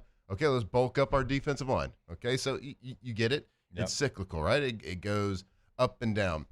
Defenses and personnel decisions are always reactive to something that's a weakness. But you got to create that weakness, and we're not doing that. But like when you talk about like committing to the run, what does that mean to me? when I think about that. It can mean a lot of different things to a lot of different people, but to me it means we're going to commit to the run and run it even if there's a non-advantageous count in the box. What's the box again? The tackle box. How many people are down near around the line of scrimmage? So sometimes when you have a running play in like 11 personnel and you have 6 people blocking, that would be the 5 offensive linemen and a tight end. Or, you know, if you want to throw fullback, whatever it is, if you have those people blocking, like a lot of times in an RPO system, we are automatically taught to throw it if there's 7 people in the box because that's a numbers advantage defense, right? It should be a numbers advantage in the pass. But my argument would be we're relying on that too much. Now, again, I don't know if those are the rules. I don't know if they're counting 6, 7-man boxes, whatever it is. But I'm just talking my history and all the many offenses that I ran. It's all right. It's a 6-man blocking scheme run. 7 in the box, we got to get out of it. Or 7 in the box, you got to throw an RPO. Or offensive line coach, this week, I don't care if it's a 7-man box. We're going to run it because it's still going to be 3 to 4 yards. I think we have an advantage there. We have to commit to this run because we're trying to set up other things in the offense. We're not just going to throw a bubble screen behind the line of scrimmage because there's an extra safety in the box. I don't care about that extra safety. So you have to commit in that way. And so also I saw a lot of clips of what Ole Miss was doing to us in the run game and our inside run game. When defenses are getting hit with inside zone, they start playing games. Yep. In the defensive front, which LSU's offensive line has not handled games well. So let's just take let's paint a picture of a right side of offensive line. You have a right guard and a right tackle. You have a defensive tackle over the right guard. You have a defensive end over the right tackle. So if that defensive end in a game to us is a looper, so defensive end will go left, defensive tackle will go right, and they switch. And they're trying to get the offensive line confused on who's blocking who, and they attack the gaps that way. So in stopping a zone-type running game, you want your defensive line moving laterally. You don't want them moving up the field because that creates gaps. You want them moving laterally to close those gaps down and make it hard for a running back to read. Yeah, because you're going to sink it. Yeah, everything got messy. So what you do, like what they try to do is the defensive tackle who's over the guard is going to go and hit the right tackle. Because the right tackle thinks he's blocking the defensive end because he's lined up over him. Well, all of a sudden he gets hit from the side by the defensive tackle. What does that do? When the defensive tackle goes out, the guard chases him. And then you have a defensive end looping over the top, looping over the side, replacing where that right guard went to. So it creates confusion that way. So how do you fix that? You have to take that option of the right guard and right tackle for the offense of getting confused like that. You have to come back and hit him with a counterplay. Yeah. With somebody pulling from the other side, a tight end pulling, where that right side of the line can just wash everything down. Like take the zone principle out of it for a couple of plays here and there and let him just wash it. Yeah. What does that do to when the defensive coordinator gets to the sideline and says, all right, they're running counter right now. They're running power and our games aren't working because they're just washing it down and they're having a puller come around to lead the running back. What does that do? Well, it takes the option of running games away for the defensive line. And then you can get back to the zone. Now, it's a guessing game at that point. If the defensive coordinator thinks, like, all right, I think they're going to run zone here, even though they've shown a couple of counters or a couple of powers or whatever, I think I'm still going to call these games because I'm just going to guess that they're going to run a zone. You're going to get that, and defense is going to win some, offense will win some there. But when you get a team that's, like, running games every time it's a running down a distance, like, it's an issue. It's hard to run zone. It's impossible. Like, I can't pull up the film right now. But like I could show you the film of like how impossible it is for a right guard and right tackle to block an inside, like a simple inside zone route when they're running games well. Yeah. So you got to wash it down. You got to take that option away. So it's kind of like if you're a defensive coordinator and you want to stack the box and run man-to-man. Well, we're going to run man-to-man until you beat us. And then once you do start to beat them, they get out of man-to-man. Right. So we're going to run games until you show us they can do something different. Exactly. Yeah. As somebody was asking inside the Bayou 4 chat, LSU's run 142 run plays this year. Gap scheme, they've run 10 counters. So 142 runs, 10 counters, that is 7% of your runs. Anybody in the room want to take a guess how many powers, right? So we talk about power all the time. It's a gap to expand for the running back. You got a guard pulling around. It's down, and around. Kind of a gap scheme, obviously. If you watch football for any length of time, you certainly know what a power is. It was our lead run in 2007. Anybody want to guess how many powers LSU football has run in this year, 2025? 8. Okay, Alondra? I was going to say 5. Okay. I was going to go Matt? 8. I'll go 7, but I was going to keep around that 5% mark. 0? Not a 1. It seems low. Not a 1. That seems low. 142 runs, outside zone 52, inside zone 31, some sort of a man scheme, probably some duo 33, 10 counters, 1 draw. And a counter number needs to get up. 5 quarterback sneaks and 3 trick plays. Now, I would argue for the total, you said 142 for the season. I would argue that there's probably been closer to 180, 190 called, maybe less, maybe 170 called. It's just we've just thrown RPOs behind it. Yeah. For not much success probably, but like. So I'm going to give you a little bit of a breakdown. All right, so you heard that breakdown there. And I'll go back to one of the points I was talking about, like teams that are running the football really well, the diversity in the run game. I'm trying to see where they're ranked. I believe Missouri is 3rd in the country. So Navy's number 1, Service Academy. They do what they do great, but I'm taking them out of this conversation because that's the obvious. So Florida State would be 1, Missouri would be 2. All right, let's see what Missouri's breakdown is. 224 runs. They have run outside zone 33% of the time, inside zone 22% of the time, duo 25% of the time, counter 10% of the time. You see the diversity there? You see how it's spread amongst 4 different runs? See that. Huh. And they've also run 5% of the time a pull lead. So like even that, right? That brings something else to them. They're spreading the ball in different ways depending on what the defense is giving them. Like Matt said, if they know you're only going to run certain type of runs, well, they are going to have those games. And it is going to be so cloudy for a running back, right? On a zone run, if it's cloudy like that, well, I've got a couple of keys that I'm watching, right? You read the down lineman, you read the 3 technique if you're running a zone. It's like, well, if they're running those games and you're not stopping the game before it happens, as a runner, I don't really know what to do. Because you never really want to bounce an inside zone outside unless it's just clear and obvious. Well, it was like it's one of those things that coaches like. If you bounce it outside, you better be right. Yes, you better be right.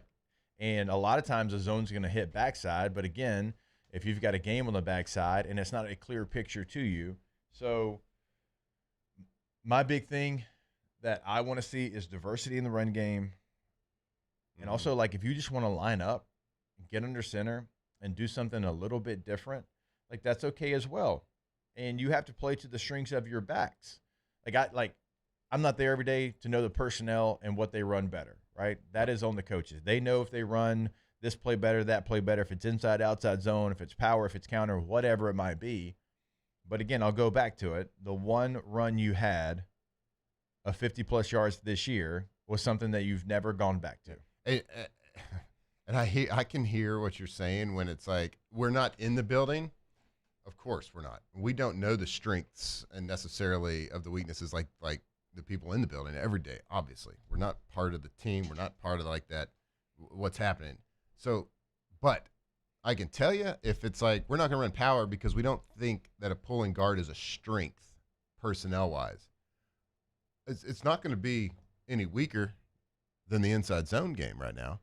Like it's not going to regress anything. Right. If anything, it would help you by just adding. Okay, maybe it's not like based on what you saw in spring, based on what you saw in training camp.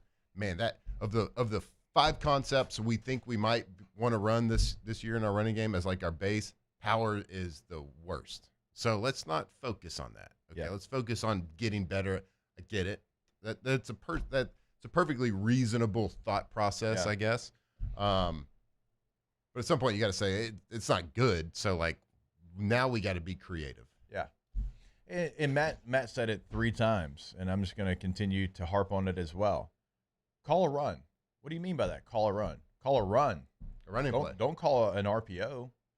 Don't do that because then you give the option to throw. And so you're telling your offensive line they can't be aggressive. You're telling them they can't go down the field right now because it will be a penalty, right? So they have to wait a count and then go. or like on a combo block, I've got a weight account. Man, I don't know that I could have gotten that done. I'm going to be honest with you. Yep. Call a run to call a run. Hey, we're running inside zone. Yep. What's the RPO? Nope, no RPO. Nope. Nope. We're just going to fire off the football, and we're going to run the football. Yep.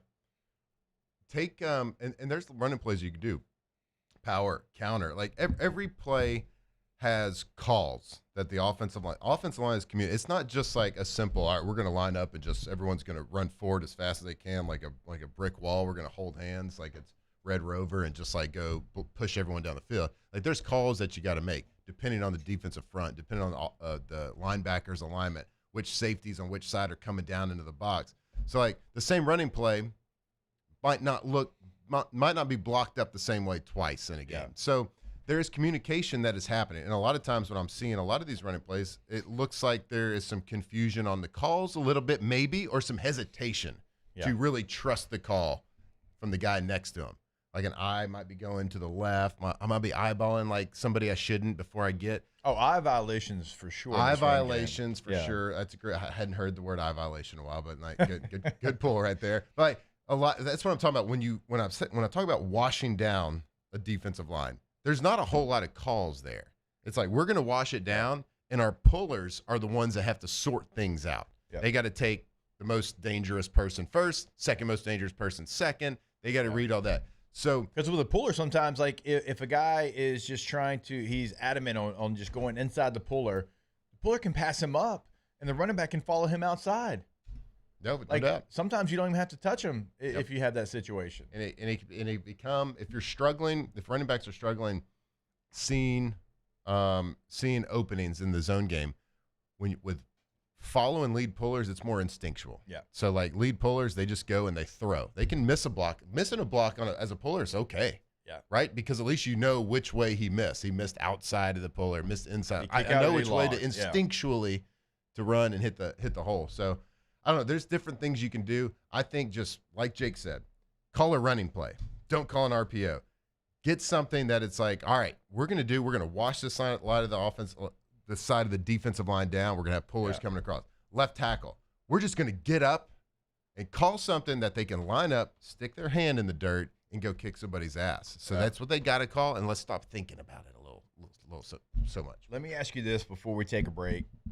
If you are adamant on giving your quarterback an option through the air on these run plays, now again, I just want to line up and I would want to call a run. I'd want to know it. If I'm a blocker, I want to know that I can be aggressive and I can fire out. If you are adamant on running a run pass option, why wouldn't you just tell the slot to bubble? And that way I throw it behind the line of scrimmage, and that way the offensive line can still be aggressive, because then you can't be called for going down the field. I still have the option to throw the bubble. It's a backwards pass. And then we can say, okay, well, lineman, it doesn't change anything for you. If you want to tag something with every run, if that's your philosophy and that's who you are, there's still ways to do it where your line can be aggressive. Yeah, and I think we saw that a little bit more this past week. A lot of the RPOs was behind the line of scrimmage, like little pop passes, like wide receiver screens, basically, which is better than running a three-step concept behind it, because a three-step concept is like, it's not a right now throw. It's like a three-step concept is you're reading like one defender to throw to two different receivers. So it's a little bit of reading. I think this past week for that philosophy was a little bit better. I just haven't. We've seen it every level of football. How many wide receivers can hold up on a one-on-one block on a press corner with the wide receivers? How many times do we see that get blown up in every single level of football? I would say over 50% of the time, those plays don't get any yards, or maybe they get a yard. Yeah. So I'd rather not take that chance and get that 1 or 2, maybe 3 ugly yards in the running game against a non-advantageous box than having to throw a behind the line of scrimmage wide receiver pop pass to the wide side of the field in college, which the hash marks are way wider than in the NFL. So it's a way longer throw to the wide side of the field. The ball's in the air a lot longer. Yeah. Wide receivers got to hold a block that's an impossible for a long block. And I talked about it yesterday. It's like you're really trying to get a holding call too. The more you do that, you're going to get a holding call. You got one last week on the edge. Anywho, and I digress. Outside of that. So, yeah, just run the ball. Run calls. Run plays. Fullback. Under the center. Got that. I don't get that quarterback to touch the center's butt.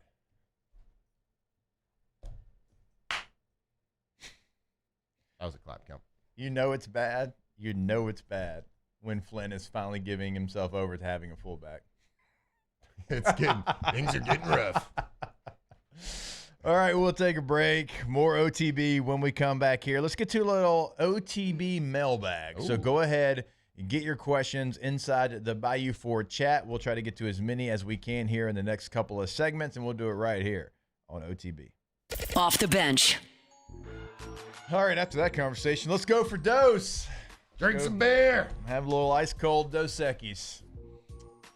No, don't have a tailgate this weekend, but you're going to be watching college football. You're going to be enjoying some of those good games. You got a couple of marquee matchups. Let's see if Vandy can do it 2 years in a row against Alabama. Let's see if Florida State can bounce back against Miami. So kick your feet up. A little stress-free weekend if you're an LSU fan. Well, I mean, relative. Enjoy ice-cold Dos Equis. Go for Dose, because it's always a great time to go for Dose. Hey, we still have the Saints, right? So no matter what happens there, it's Dos Equis time for sure. So, everyone's been tailgating a lot, going to the games. This is the week to kind of kick back, sit on the couch, watch a bunch of different people play. A little stress-free action this Saturday. So make sure you're going to your local Rouse's, wherever it is. Get some Dos Equis, get that cold Mexican lager, get some cold limes. Go for Dos Equis.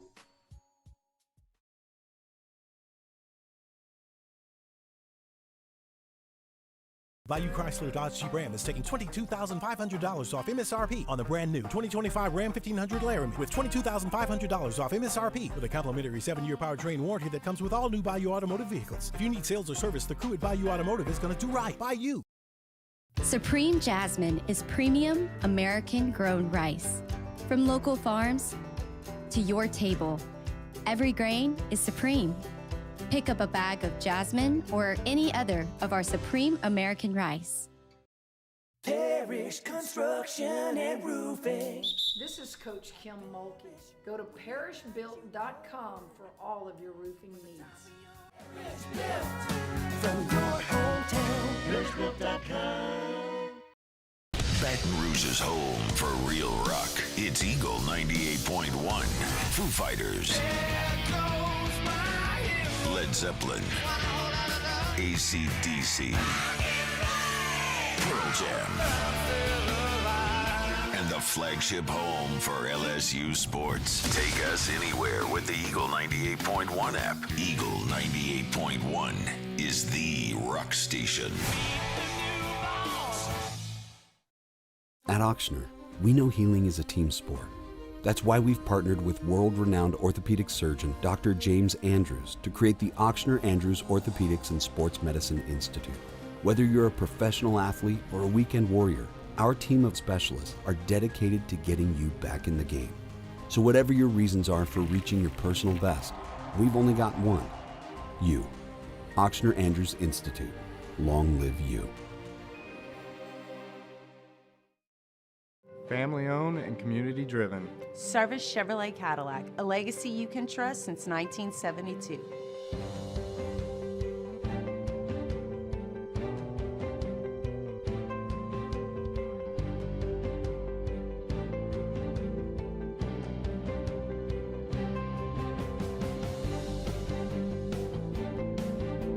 Service Chevrolet Cadillac, our family serving your family. For over 50 years. In South Louisiana, you can always count on good people coming together to help our children. At Dreams Come True, we grant wishes for Louisiana children with life-threatening illnesses. But to do this, we need funds. That's why we're trying to raise $100,000 for Dreams Come True by giving away the Pleasant Builders School. Make your backyard's dream come true while helping our kids. Just go to dreampoolla.com and you can find out how your $25 donation might help win you a Duplessis pool. Gulf Coast Bank and Trust is giving our customers the power to bank anywhere.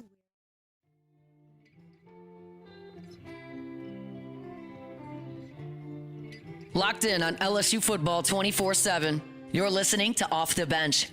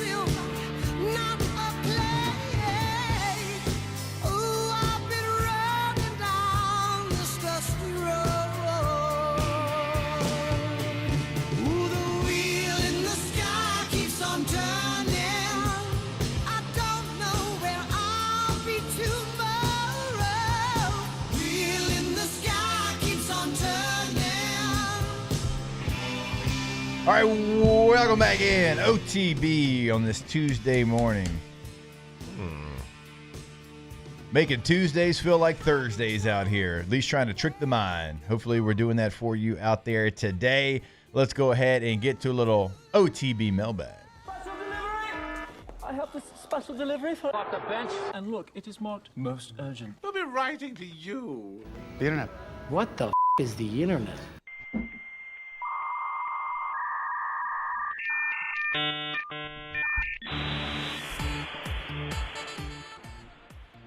All right, before we get started here on OTB Mailbag, I want to remind you about our friends over at K2Z Blinds, KTOZBlinds.com. K2Z Interiors and Outdoor Living, been doing it since 2004 in Baton Rouge, in Lafayette, on the North Shore. Those numbers are right there on the website, top right corner. Interior Outdoor Living. Have Brandon Barton and the team come out to your space. They're going to know your space, learn your space better than you in like 5 to 10 minutes because they've done it for me as well. KTOZBlinds.com.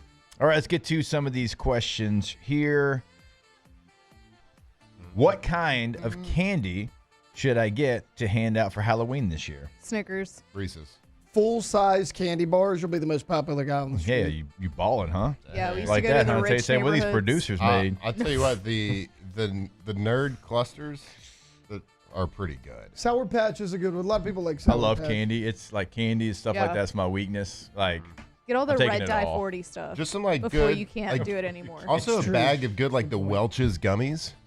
I feel like Ugh. respectable too. It doesn't, Memphis loves Welch's gummies. Welch's gummies is good. Yeah, it's just good too. I will say I love every candy except Almond Joys. I actually kind of like them. I don't like coconut. I don't like coconut either. I like well in candy. Like I can do other coconut things, Yeah. but I don't either, but funny enough, it's too gritty. didn't think I was going to do a anti-Almond Joy thing here. Almond Joy and Mounds, right? Same Yeah. thing. Yeah. The one with the mounds is not called Mounds. The one with the 2 little lumps is Almond Joy. Mounds is the flat one. Interesting. Why? I don't know. The fact that you know that's deep detail there. Yeah. They're both bad. So I mean, candy corn, yes or no? Yes. Yes. Absolutely. I mean, it's fine. I just crushed a whole Look, bag. Like so I want to last bring week. when we get close to Halloween. I want to bring some candy corn in here. I just saw something that blew my mind the other day. Okay. Why it's called candy corn? Y'all might know this. Okay. No, I don't. I'm not even gonna tell you. I'm gonna No, tease it tell for me. next month, for the later in the month. Oh, this is like when you told me and Jake that riddle and So- you didn't even know the answer to it. Looks like a corn kernel. It kind of looks like a corn kernel, It does. but if you stack it the proper way, you can actually make a corn. Like corn on the cob yeah. or whatever. Mhm. And it looks just like it. It's wild. Blew my You got mind. that time on your hands. You got more than I do. I'm gonna bring them in here. We'll just stack it during the show. Hashtag OTB mailbag.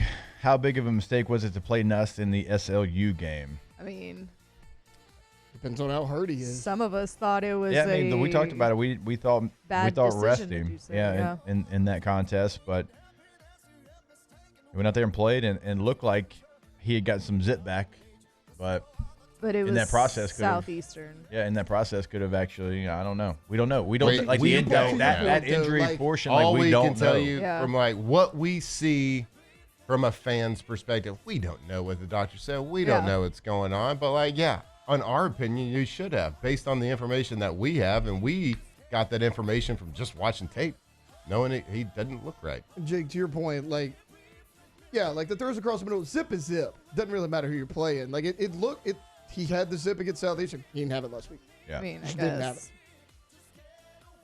Hashtag OTB mailbag. Jay Cutler is serving a 4-day jail sentence for DUI. Should he spend his time in the clink working on his body language? You know, he's got poor body language. There's I mean, a chance that's does. why he's in jail for I 4 can days. respect. Like, it didn't help. I can respect how much Jay Cutler doesn't give a f. Like the man just does not Yep. care. Mhm. oh, You hate him, I know you do. I very much. I I tell kinda my respect it. my flag teams, I'm like, if y'all keep giving me that Jay Cutler body language, and every time they're like, Dad, who's Jay Cutler? And then Dad's got to tell him. He was married to Kristen Cavallari. The guy with the worst body language you've ever seen. Throw a pick, same body language. Score a touchdown, same body language. Just ripping heaters on the sideline. Remember the infamous play, him with the Dolphins, when they were running like the little wildcat, and he was standing off to the side, like not blocking anybody. He was interviewed about that. He's like, guys, it's a stupid play. I'm not a big receiver. I'm not going to block anybody. I'm not going to catch. I was like, I'm staying in here because I don't like the play call. Yep. God, I love him. I did kind of respect the fact that he was him. He was true to himself. Yeah, I love people like that. I didn't have a personal beef with him like Jake did, which I understand. Desmond, I'm going to kind of just summarize your question.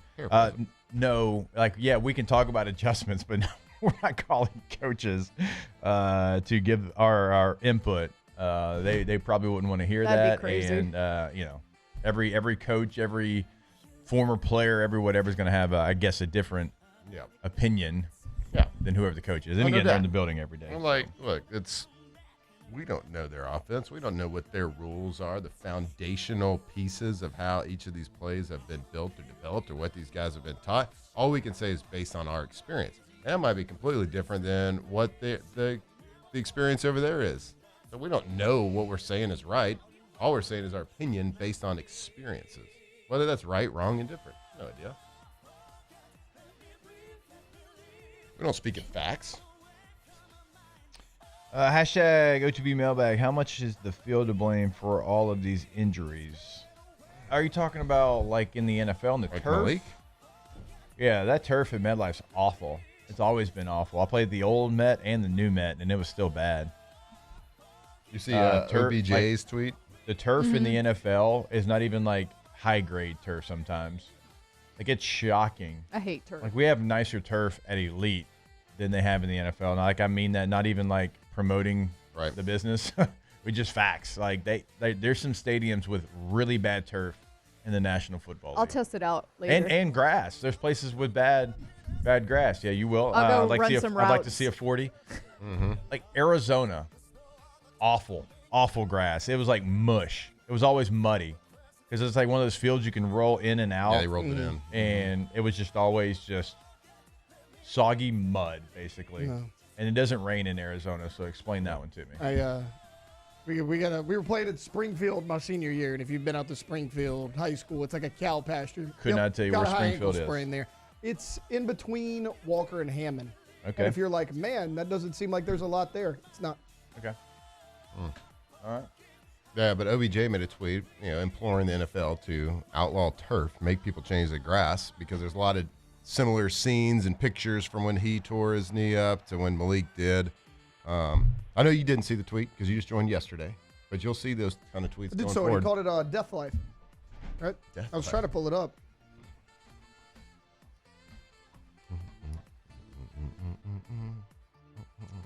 Taylor _sharp_. This is me. You can follow me too while you're following Tay Tay. How many I'm almost at underscores you 2K. I only have one underscore at the end. It's a classic. Which is crazy. I didn't know there were so many Alondra Villarreals. Right. Yours makes sense, though. Alondra blank space is like the underscore. True, but it's at the end. Hers is at the end. You're at the end too? Yeah. Oh. Well, it's A. I don't like it in the middle. I feel like it looks clunky. So it's just Yeah, but your middle name is blank space. Yeah, it is. So Should I change it? It's actually your actual name. I think so. Hashtag OTB Mailbag. What are the stats / percentages on passes being called on first down and run on second down? And what is the percentage of which concept the run is? I don't have that obviously right here. I hadn't broken that down, Matt, but I can definitely try before we get out here today to get that percentage. Yeah, and let's say somebody asked earlier too, how many snaps this season have we taken actually under center? I don't know that. We're gonna work on those two stats for y'all. Okay. Mm-hmm. How many under center? I know one. I know of one. Shotgun percentage. All right. We'll have that. It's a little homework during the break. Hashtag OTB Mailbag.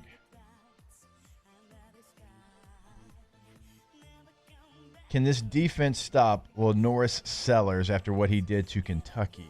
Yeah, LSU has better players than Kentucky, guys, if you can believe that. Also, I need this narrative about the defense being exposed on Saturday to go away because, again, we talked about this yesterday. That defense was out on the field, this is probably an exaggeration, 90% of the time. Yeah, it felt like it. So, 90 yeah, plays I in the mean, game. that is a ridiculous amount of time to be out. Your offense couldn't give them a break. So, I mean, they did well for how hard they were playing. Yeah, I would say, like, obviously get off the field on third down. Yeah, I thought that's their coaching points this week. Got to get off the Yeah. because I thought there was some calls. I mean, it wasn't perfect, but it wasn't. No. Yeah, like, yeah. Like if you're just grading on a very hard scale, Yeah. because I agree with you. I think they played winning football. On the third down stuff, I went back and there's some calls that the call was the right call. You just got to get to where you're supposed to be quicker. Don't try to do somebody else's job. And we talk about that all the time, right? You can only do your job, right? It's a team game, but your 111th is doing your job. Your guy does his job. And because if you try to start doing other people's jobs, then you can't get your job done. And you saw some of that. And again, like you're working hard, you're playing hard, you're trying to get it done. So that would be one thing. And then for like a team against Ole Miss, you're just not going to have the opportunity to rush the quarterback very often. Yeah. So I thought that some of the pressure would leak through. I give it to Ole Miss. They actually did a really nice job of picking up any blitzes that LSU brought, any pressure they brought. But if anybody watches that tape, you can see that there was winning plays, winning football being played for a majority of the time by the defense. Yep. They never got that lifeline. They never got the life raft from the offense to be able to give 90 them plays that. is an astronomical amount of plays to be out there. I mean, you saw Weeks like puked. Like everyone saw that clip and went viral. You can rally. Like the one. God, if they would have won, that would have been like the rallying call. Puke and rally. The one criticism, I guess, Yeah. schematically I had. Now, again, they went. Their speed, Ole Miss's tempo affected the defensive play calling more than I anticipated that it would. And like Jake said, when you get to the line of scrimmage really fast and you snap the ball really fast, it's hard to get intricate and detailed blitzes called. Yeah. My only criticism, I guess, like schematically from the game plan was what we've been really good at is like a late blitzer. Call it green dog. Like if a linebacker, if he's got the running back man to man and he stays in and blocks, he late adds. Yeah. We late added. For the majority of the time we were rushing, just like a fifth guy. So the 4 defense linemen would rush, and we'd late add a 5th linebacker. Well, if they're blocking 6, a late add doesn't really do anything because there's already 5 offensive linemen, right, to block 5 guys. So it doesn't really do. If you want to have success with like late added rushers, you got to be rushing 5 and you late add a 6th guy because then you can get away from the offensive lineman. But if you're late adding just 1 to make 5 total rushers and it's like delayed, it just looks like a really slow blitz that doesn't really do anything. Well, so many people are pointing out, oh, look at the yardage differential. Well, yeah, we talked about all the plays, but yards don't win games, points do. Ole Miss, 30 points, 63 points, 41, 45. You held them to 24 points. Yeah. Like, what more does this defense have to do? You held them to 24. That's their lowest total by a whole touchdown this year. So to answer the question, yes, I think we're better than Kentucky's defense. I would say so. All right. Actually, let's do this. We'll step away, and then we'll come back, and we'll get right back into. Oh my God, people are making me so mad. We'll get right back into some mailbag. We want to remind you about All-Star Toyota of BatonRouge.com. Buying new, leasing, renting, every single thing is available. Multiple options depending on what your needs are, what your family's needs are. They're always going to be met over at All-Star. All-Star Toyota of BatonRouge.com. We'll get to more mailbag questions when we come back here on OTB. Off the bench. All right, go to PelicanRoof.com. That is a website for Pelican Roofing in Lafayette, in Baton Rouge. Boots on the ground in both. Not driving back and forth on the basin, right? They are there for you in that local community. Again, in Lafayette, in Baton Rouge. You can find the contact information on the homepage of PelicanRoof.com. We always tell you, go check out those 5-star reviews right there on the homepage. They do not try to hide those reviews. They are right there, first thing you see, because they are a trusted roofing company here in Louisiana, specializing in roof repairs and replacement. Go to the website today. Get that consultation set up, PelicanRoof.com. Yeah, that's right. Like Jake said, they have offices in Lafayette, offices in Baton Rouge. So that means that there's not a lot of like travel time between. So if you have a project, if you have a new roof happening, putting it up in your house, whether it's a new home, whether it's repair, they'll dedicate a project manager just to your house. And we know it's a big decision. It's a big move for your family financially. They can help you with financing options. Start that whole process right there at their homepage, PelicanRoof.com. At Atmos Energy, our smart choice solutions help customers save energy and emissions with rebates up to $500 off high-efficiency natural gas appliances, smart thermostats, and weatherization upgrades. Together, we're fueling our energy future. Hi, this is Beth Serena. Welcome to my pool.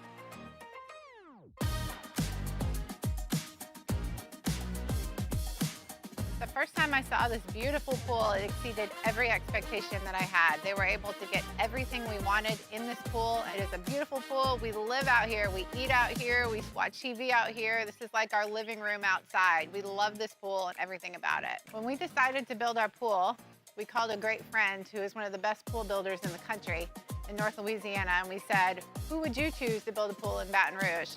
And without a hesitation, he told us Russell Pools. He said their history, tradition of great builds, great pools was unmatched. So of course, who did we call? Russell Pools.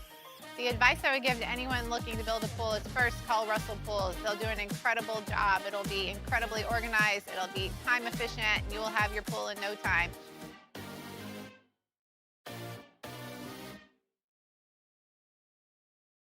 Parish Construction and Roofing.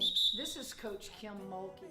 Go to parishbuilt.com for all of your roofing needs. From your hometown, parishbuilt.com. 104.5 ESPN Baton Rouge and First American Bank and Trust bring you the Heart of the Game Award, recognizing student athletes who deliver when it counts. Nominate your game day standout at 1045ESPN.com by the 21st. We'll choose 5 male and 5 female finalists, and then it's up to the fans to vote for the winners. Each winner gets a $250 gift card, a custom award, and the spotlight they've earned. Presented by First American Bank and Trust, a banking tradition since 1910.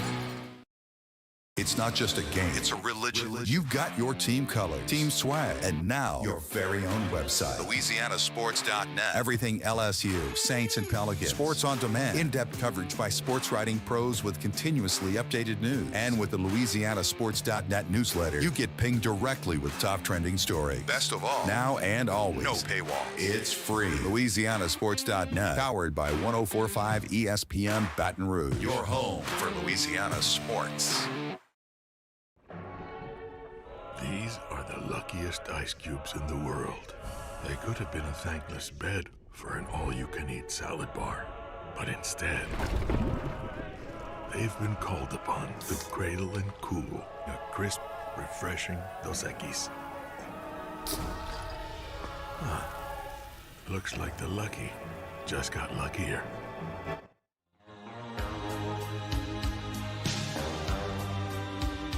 2007 champs, purple and gold to the core.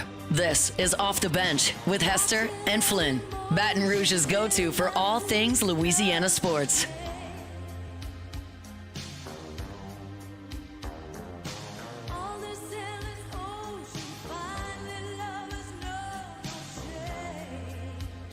Yeah.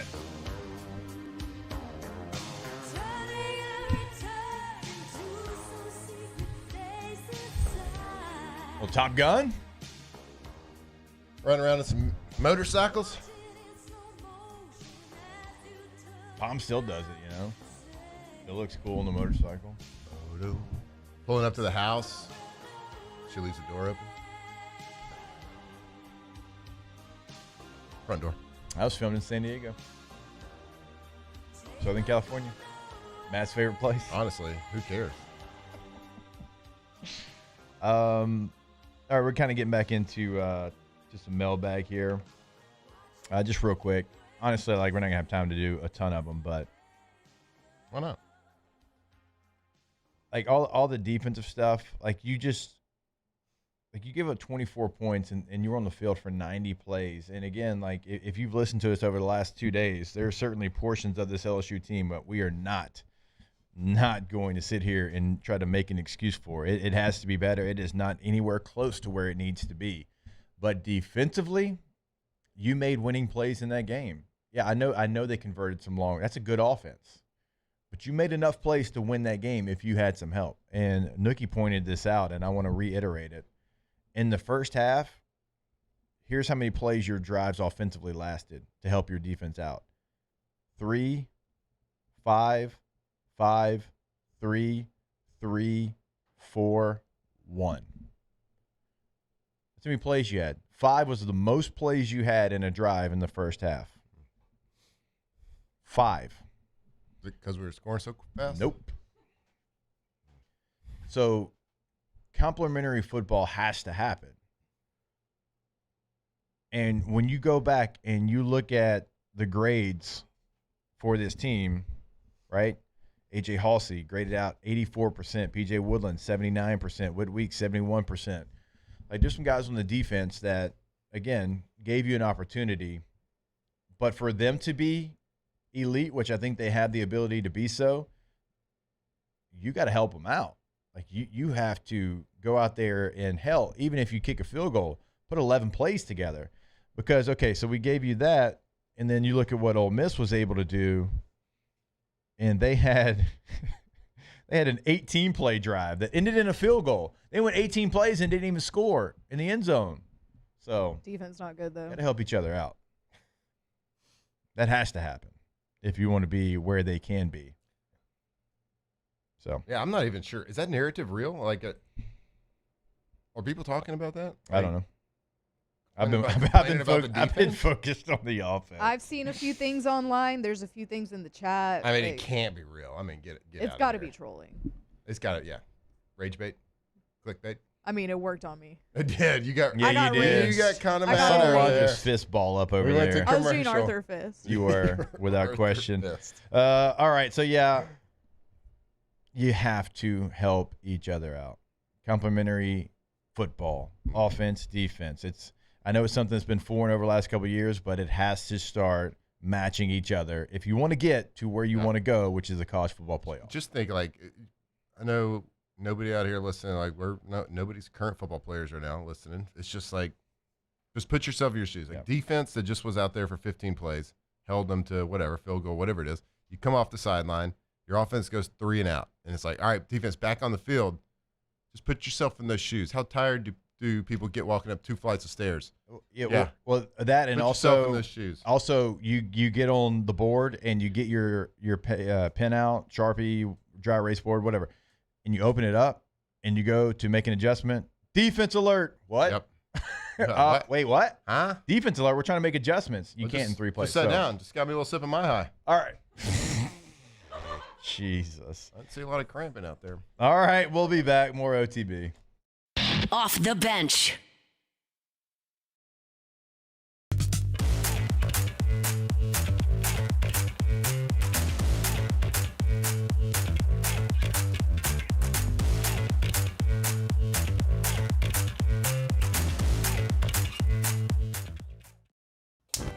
Looking for cleaner energy? Propane is energy for everyone. And when you're cooking with clean, affordable propane, you're cooking with gas. In the wintertime, nothing heats a home like Louisiana propane. And when you need hot water, propane's got you covered. Oh, and you won't regret that propane generator when the power goes out. I'm Miss Louisiana, Gabrielle McLeod, and to find more information and to find a propane dealer near you, visit louisianapropane.com. At Atmos Energy, our smart choice solutions help customers save energy and emissions with rebates up to $500 off high-efficiency natural gas appliances, smart thermostats, and weatherization upgrades. Together, we're fueling our energy future. At Sunshine, we know what you see when you look at your land. Where others may see dirt, you see the foundation you've built your life on. It's hallowed ground. It's past, present, and future. We're proud to provide quality John Deere equipment to help you maintain the land you love. Check out our current promotions and learn more about what it means to be powered by sunshine at sunequip.com. Raising Cane's is our victory meal. Football fans are some of the most dedicated fans in sports. It's a fundamental quality we share, and that fuels every single order of our hand-battered chicken fingers. Wherever there's football, there's Raising Cane's. One love. Let's go. When you can't rely on technology, you can rely on Mountain Cold Refreshment. Dave's back on. Coors Light. Choose chill. Mornings with Brian Haldane is the only live and local talk show in the capital city. Get the news from the newsmakers, along with traffic and weather updates throughout the morning. The conversation starts weekday mornings at 6 on Talk 107.3. We typically think of stress as being bad for us. At Our Lady of the Lake and LSU, we are researching how certain types of stress such as exercise, can be good for our immune health. By studying people under extreme stress, such as athletes, astronauts, service members, and first responders, we're learning how to improve the immune health of everyone. That's the power of research. That's the impact of champions. Together, we roar. Parish Construction and Roofing. This is Coach Kim Mulkey. Go to parishbuilt.com for all of your roofing needs. From your hometown, parishbuilt.com. 104.5 ESPN Baton Rouge and First American Bank and Trust bring you the Heart of the Game Award, recognizing student athletes who deliver when it counts. Nominate your game day standout at 1045ESPN.com by the 21st. We'll choose 5 male and 5 female finalists, and then it's up to the fans to vote for the winners. Each winner gets a $250 gift card, a custom award, and the spotlight they've earned. Presented by First American Bank and Trust, a banking tradition since 1910. In South Louisiana, you can always count on good people coming together to help our children. At Dreams Come True, we grant wishes for Louisiana children with life-threatening illnesses. But to do this, we need funds. That's why we're trying to raise $100,000 for Dreams Come True by giving away the Blessed Builders School. Make your backyard's dream come true. Locked in on LSU football 24/7. You're listening to Off the Bench.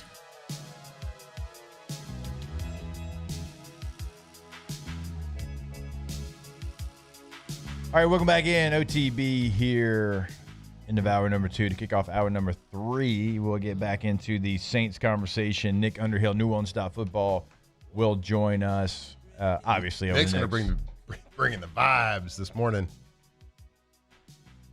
Think he's going to be positive? Yeah, for sure. Hey, he's going to be positive next week because we're Saints obviously going to beat the Giants this weekend. Oh, the Giants got that rookie quarterback bump when they beat the Chargers. Cam Scatterboo is actually kind of awesome. He's just like a battering ram. I don't know how long that guy can play it like that, but my God, he ain't here for a long time. He's here for a good time. He's here for a great time. Jackson Dart too. Like, hey Jackson, hey bud, chill out, dude. Hey, you got to slide a little bit. Like, you're not built that. To be that way. You're not. He tried to punch someone in the head running the ball. Yeah. With his throwing arm. I know. Yeah, it's like, not smart. I like the meatheadness of that team. I do, but also, you got to be available a couple plays, Jackson. So we'll have Nick Underhill, New Orleans Football, to talk Saints here when we come back. A good effort there in Buffalo. They've got a chance to win a game against the Giants. It's maybe the best chance they've had so far. We'll see if they can get it done. We'll get updates on Foster Moreau and Taysom Hill as well. And maybe we'll ask him about Cesar Ruiz and how long that ankle is going to be sprained there. Nick Underhill when we come back. Off the bench. All right, go to Rouses.com. We have loved being over at Rouses every single Friday during the football season. Our Football Fridays right there at the Rouses on Burbank. Come hang out with us. Come see us. It's always fun. We have multiple people come eat breakfast with us, come hang out, show us their card collections. Yeah. Right? They know that we collect cards. So it's a great interaction with some of our loyal listeners, and we appreciate it. But look, while you're at Rouse's right now, right, if you want to sit at home because the Tigers are off and you want to watch some football, you want to watch the Saints this weekend, go get a tailgating package. They have them ready to go. They have all the things that you need to make the best tailgate. Go to Rouses.com. That's right. For 3 generations. Are you kidding me? 65 years, Rouses has been doing it right here locally in Louisiana. So we all got to grocery shop. We all got to eat. We all got to do that. And make sure you're doing it with a local company that puts back and gives back to our community. Go to Rouses.com and visit your local Rouses market. Bayou Chrysler Dodge Jeep Ram is taking $22,500 off MSRP on the brand new 2025 Ram 1500 Laramie with $22,500 off MSRP with a complimentary 7-year powertrain warranty that comes with all new Bayou Automotive vehicles. If you need sales or service, the crew at Bayou Automotive is going to do right by you. At Auctioner, we know healing is a team sport. That's why we've partnered with world-renowned orthopedic surgeon Dr. James Andrews to create the Auctioner Andrews Orthopedics and Sports Medicine Institute. Whether you're a professional athlete or a weekend warrior, our team of specialists are dedicated to getting you back in the game. So whatever your reasons are for reaching your personal best, we've only got one. You. Auctioner Andrews Institute. long live you.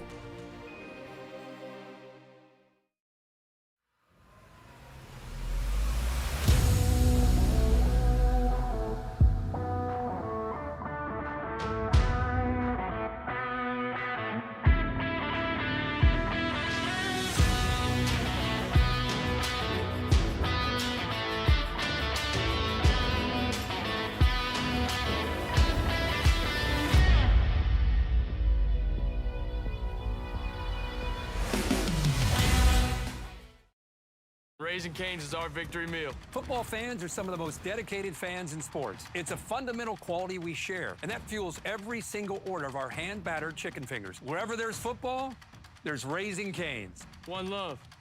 Let's go. At Sunshine, we know what you see when you look at your land. Where others may see dirt, you see the foundation you've built your life on. This, it's hallowed ground.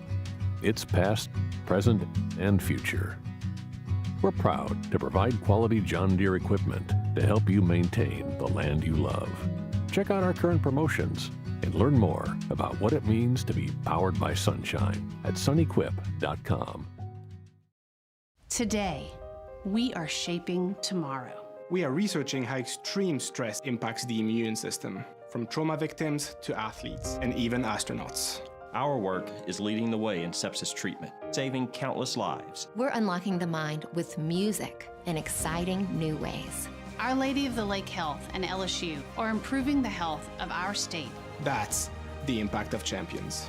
Imagine the impact we'll have on the future. Together, we roar.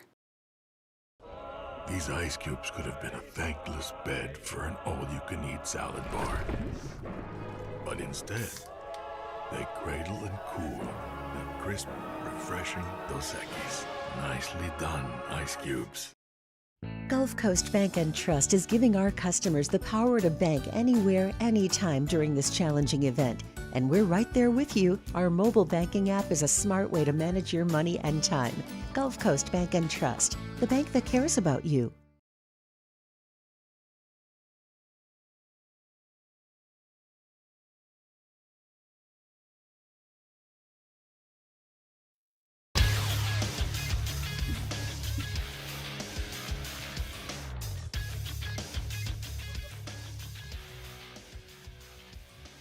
Good morning. It's 9 a.m. here on Tuesday, September 30th. Today in Baton Rouge, you can expect cloudy skies with a high of 89. In hour 3 of today's show, Nick Underhill of New Orleans Football joins us at 9 a.m. If you missed hours 1 or 2 of the show, you can catch it in the on-demand section at 1045ESPN.com.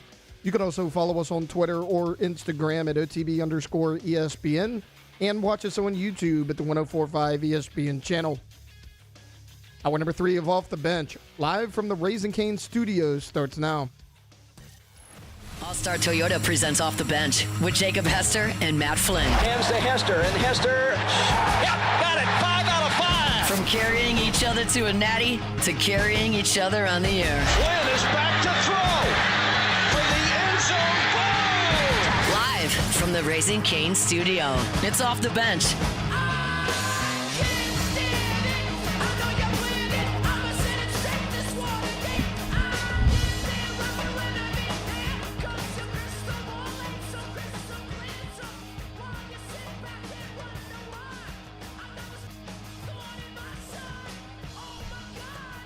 All right, welcome back in. Hour number 3 of OTB. Jake Flynn, Alondra, Tay all here with you live from the Raising Cane's studio. And we'll go now to our guy, Nick Underhill, New Orleans Football, who joins us every single Tuesday at 9 a.m.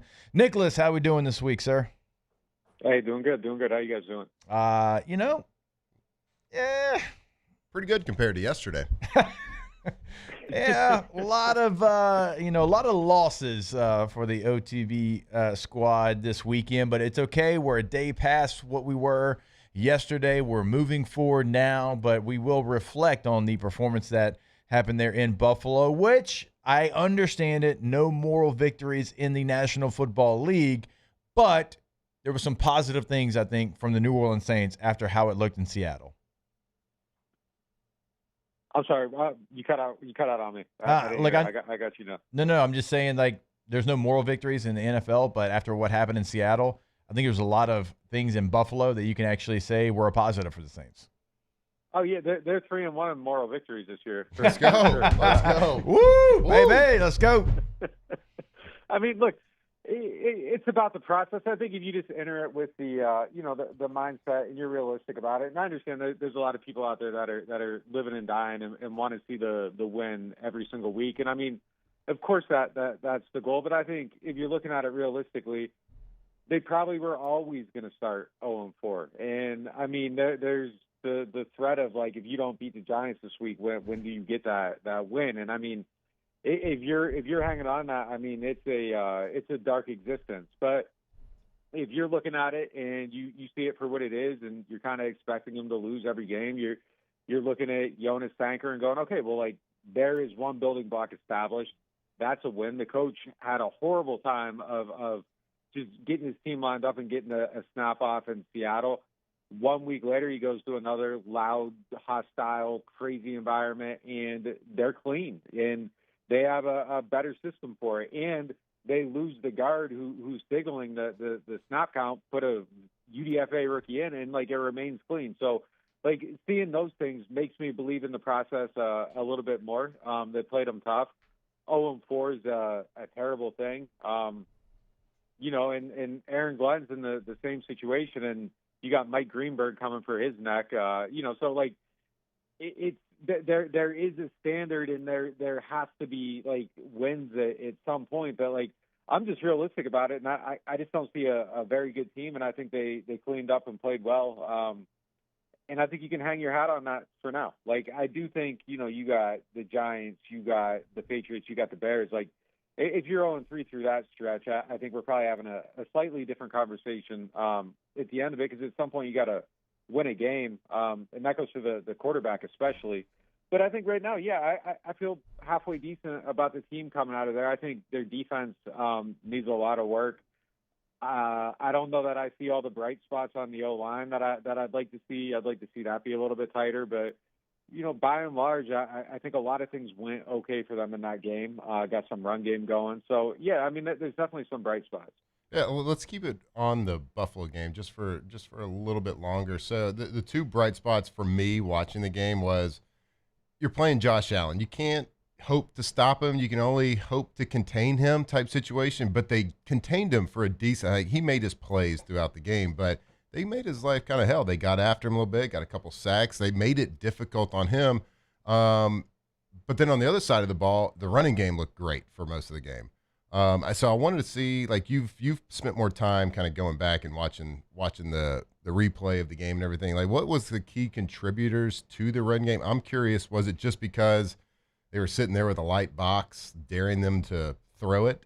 And saying beat us with a run? Was it a bend don't break defense that they were playing again, or what contributed to the success on the ground? Yeah, so I mean, it's a little bit of both. Like, definitely they got some light boxes, and I think they did a couple things to, like, really take advantage of that. They got a 17-yard run and a 12-yard run on the same look, where they put Alvin in. They spread out, got Buffalo all spread out, put Alvin in the slot, kind of motioned him into the backfield. They're handing the ball off. He's taking off to the left side out of it, right through and there was just a gulf of space on the other side. Both times I ran that. I think it was first quarter, and then early in the third quarter was the 12-yard run. So, like, there was a couple things like that. But the thing that was the biggest difference in it is they used more outside zone in this game. They've been running a lot of inside zone. They had 10 plays outside zone in this one. I think it was like 4 was the highest in the first 3 games. And they got a lot of yardage out of that. And then the other thing is they went under center and they just started handing the ball off. That drive that led into the Philly special play, like, just went all the way down the field. And we haven't seen them do that really either. I think that was more about just being able to, like, hear the cadence and everything better at the line of scrimmage, but it was effective running the ball. So I think both those things help, and then when they're under center, they're running a little bit more inside zone from that look. And I think, that just helped them get a little bit more yards before contact. Coming into the game, they were like 0.2 yards before contact on inside zone. And, I mean, if you're running that from pistol, like, it's like 7 yards before you're at the line of scrimmage. So I think it just kind of maybe allowed some of those creases to pop open a little bit more. I'm going to be interested to see if they mix that in, because it was like strictly a shotgun offense, I don't know. Maybe I'm old school, but like I feel like play action from under center like kind of just works a little bit better than back in that shotgun look. Maybe that helps open up some deep plays. You create a tendency like, hey, you're going to run from this like every single time. Maybe you start out doing it and then you break that tendency and pop a big play or something. Like maybe it opens up a couple wrinkles, but I think they just kind of got a couple different things going. And I thought we saw the differences in the run game for sure. And then, just Kendrick Miller, like that was an extremely important game for him, I think, too, just to kind of show everyone, but more so show himself that like, hey, look, I can be, option 1B in this run game every single week.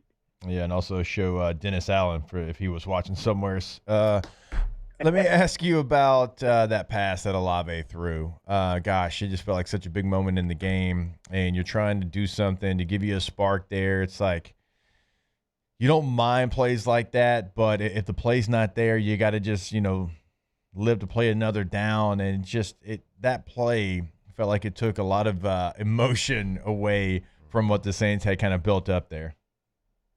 Yeah, I think I'm at the same place. Like, I don't like the play. I don't think I would have ran it. It felt like they were moving the ball well, but at the same time, I understand the thought process. So, like, I can't sit here and, like, call it a dumb play or anything like that. I think it was actually probably – I took it as, like, maybe honesty from the coaching staff about what they think about their red zone offense, that they felt like, running this trick play is their best shot at getting in the end zone because – you look at the data, like they just haven't been good in that area of the field. And like they had been running the ball, but the last two runs went for 3 yards. You're at 3rd and 5.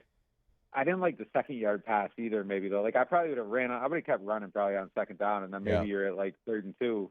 That's probably how I would have approached it, but easy to say in hindsight.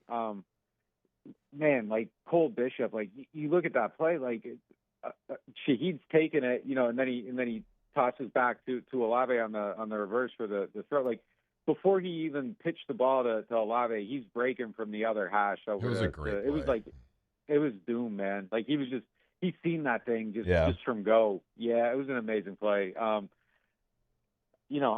didn't love it, but I understand it. And look, there's been like kind of 3 critical moments now. The end of half first week. What was the other one? They took the ball out of Rattler's hands. Man, I can't remember what it was, another aggressive situation. But there's been 3 now where there's been 3 things where you kind of look at it and you're like, man, like how come they aren't like trusting them to do this stuff? But I think it's just kind of telling about what they think and what they need to do to score points. But yeah, it's been tough down there, and I think there's a couple little things that Rattler definitely needs to tighten up over the next 3 weeks. But yeah, I thought it was a little bit telling. Yeah, I can't sit here and say that was a bad play call because that was probably the most underrated, best defensive play of the weekend.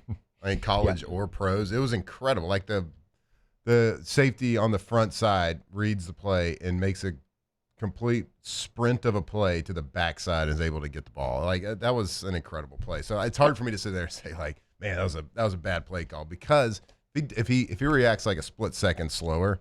Yeah, on making it's a touchdown, right? So, but you're right. Like you want to see them not have to do those types of plays in that type of situation to be able to put points on board. So it is a little telling, but Kellen Moore, he's an offensive, he's a creative guy. It is surprising to me that you brought it up, and I hadn't really thought about it. Is so much shotgun because that's certainly not who they were in Philly, and we kind of talked about it on here. We're on the same page with you too. Like play action's a lot better when you have the threat of a little bit more run under the center. Play action's a lot better when a quarterback turns his back to the defense, and that happens for the most part under center. Now you can get to it and pistol a little bit, but your back's not turned for quite as long. And it's so far behind the line of scrimmage, it's not the same effect. Has that been progressively? It never stuck out to me watching the game this past weekend, but now that you say it, looking back, is that like been progressively more and more shotgun each week? It's been like exclusively shotgun every week until this week. They kind of hit that drive with it.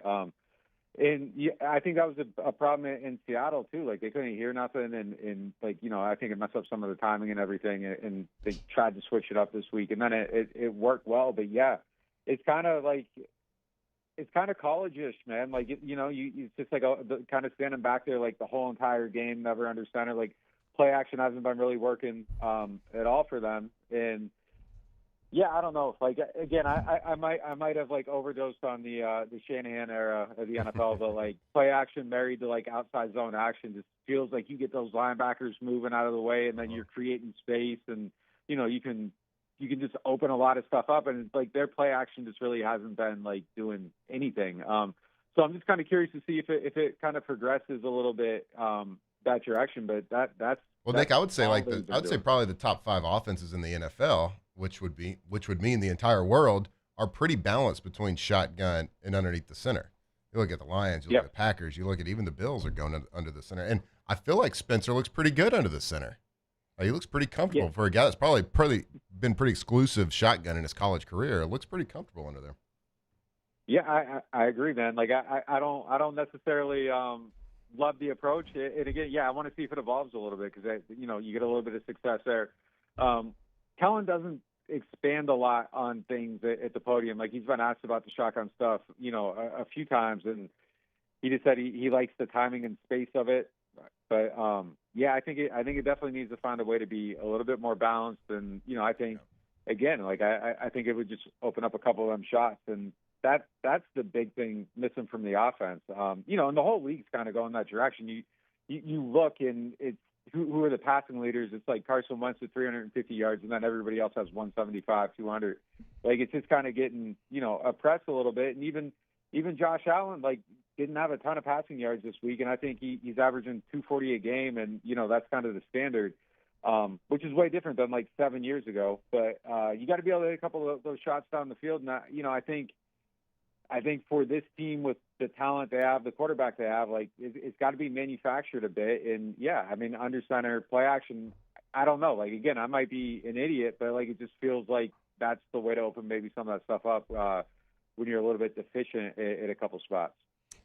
I just looked it up. Shotgun percentage for the New Orleans Saints, 71.6% of the time. Pistol, 7% of the time. Under center, 19.2% of the time. And so, that math maybe it has something to do with it being like first and second and forever for a lot of the season.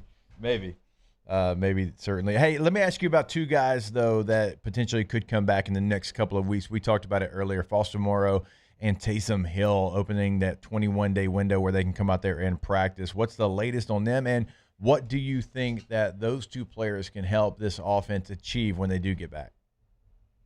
Yeah, I don't think I was supposed to see it, but when I was going out there yesterday, they were working out on a side field, and like Taysom was like running routes, and it looked like at full speed. So I think he's extremely close. I think Foster's been ready to go. Big talent added to the team. Tight end, I don't feel like they've gotten a ton out of it. I'm going to be fascinated really to see what they do with Taysom, because I think obviously you have to get him involved. He's one of your best playmakers on offense. But I wonder how deep into it they go. I wonder if they use him more in like traditional positions, or are you trying to like build a whole Taysom package and be extremely unique and all that stuff around him? With a guy that's not going to be here for probably, I would guess this is probably very, very close to the end of the road. So I'm just going to be curious to see if Moore tries to build like an identity that he can keep building upon, or like you go in centralized Taysom as a central piece of your offense, kind of the way Kubiak did last year, and then you're screwed then when he gets hurt again, and you have trouble bringing it back. So I don't know how they put him into it, but I think he obviously has to be a part of it, and I think he's going to be. I think he's one of the few guys on that offense that I think can be a reason you're winning games. So. I'm curious to see it, but I also Foster, I think huge upgrade. Obviously one of the better blocking tight ends on the team. He can, you trust him to make some critical catches down the stretch last year. I think his pass catching ability was really underrated. They had all the injuries and they kind of had to turn to him, and I felt like he stepped up big down the stretch. So and I think Rattler has a lot of chemistry with him, so that would be possibly a very, very good addition for the team. Yeah, Nick, we asked you about, I think last week we asked you about who's the vocal leader on offense, and to me, like even just from a psychological effect of getting Taysom Hill back, getting Foster Moreau back, to me, those are guys that can immediately step in and take over that role of being the vocal guy. It's hard to do it when you're sidelined with an injury, but like they get to step in a huddle.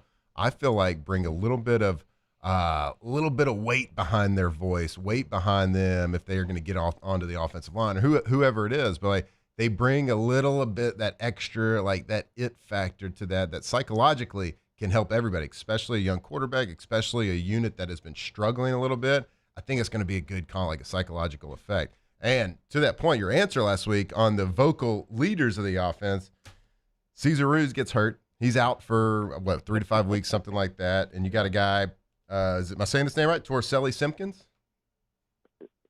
Man, yeah. Yeah, look, and I guess Foster was out of sight, out of mind when we were talking about that. But, I mean, he's maybe the biggest standard bearer that like the way he is at practice, the way he gets on guys, the way he leads, like it stands out among like anybody I've ever seen on a field. And I was around the 2010s Patriots and these Saints with Drew Brees and all them guys, like Foster's like head cracking leadership, like holding people to a standard, I think is on par with like anybody I've seen. So yeah, it just that aspect of getting him on the field around a young team, that they got the penalties cleaned up, but like stuff like that, like he's somebody that you just hear like tearing into people for messing up the details. And I think that helps, especially when you have this type of, coach that's, kind of more laid back personality, having a player that can kind of be your bulldog and you don't got to ask him to show up as the bulldog. I think is quietly a big deal.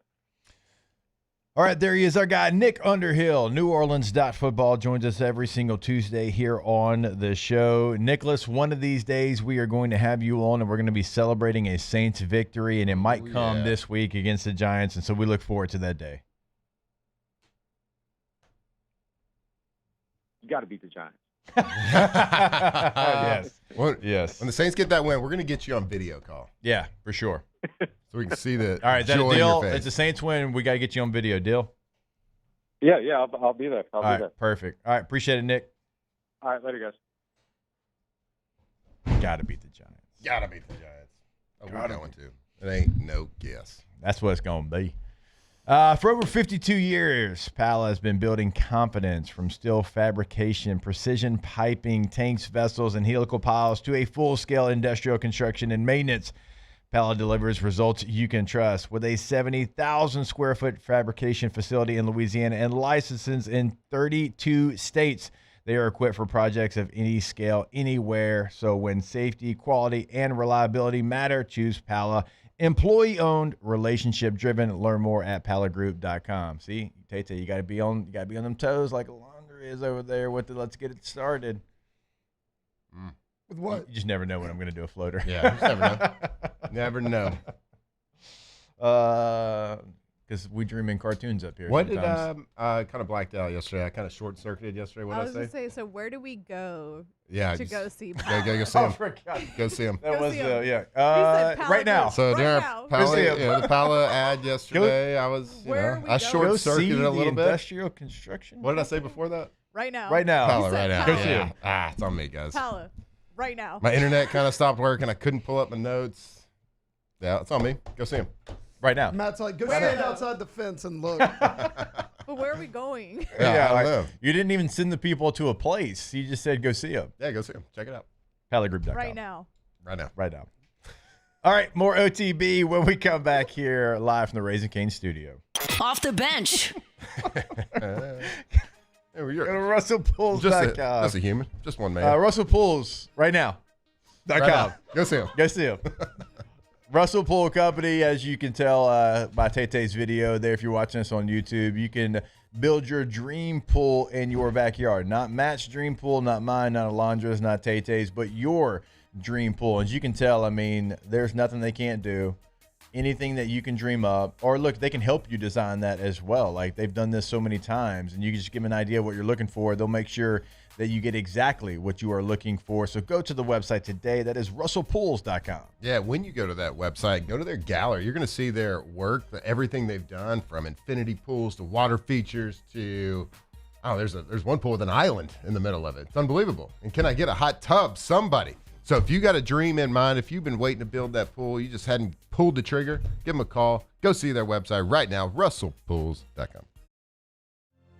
My father, J.B. Falgu, had a vision of growth for First American Bank and the communities we serve. The bank's foundation was built on his legacy of compassion, loyalty, and dedication. Through his years of leadership, First American has prospered to heights even J.B. could not have imagined. I know my father would be extremely proud of the customer service and financial stability that First American provides to Southeast Louisiana. We continue to thrive because of the legacy of J.B. Falgu. These are the luckiest ice cubes in the world. They could have been a thankless bed for an all-you-can-eat salad bar. But instead, they've been called upon to cradle and cool a crisp, refreshing Dos Equis. Looks like the lucky just got luckier. Dos Equis. Hi, this is Beth Serena. Welcome to my pool.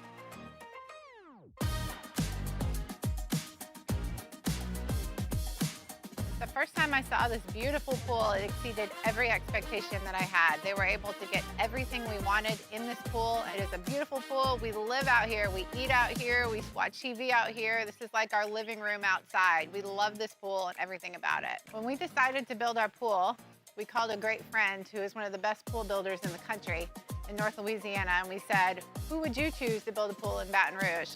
And without a hesitation, he told us Russell Pools. He said their history, tradition of great builds, great pools was unmatched. So of course, who did we call? Russell Pools. The advice I would give to anyone looking to build a pool is first call Russell Pools. They'll do an incredible job. It'll be incredibly organized. It'll be time efficient. And you will have your pool in no time.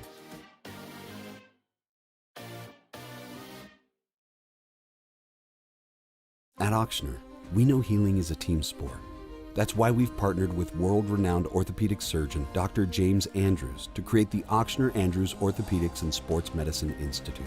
Whether you're a professional athlete or a weekend warrior, our team of specialists are dedicated to getting you back in the game.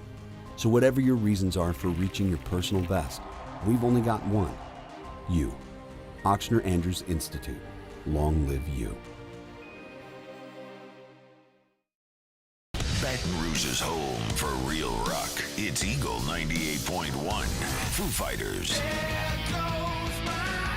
Led Zeppelin. AC/DC. Pearl Jam. And the flagship home for LSU sports. Take us anywhere with the Eagle 98.1 app. Eagle 98.1 is the...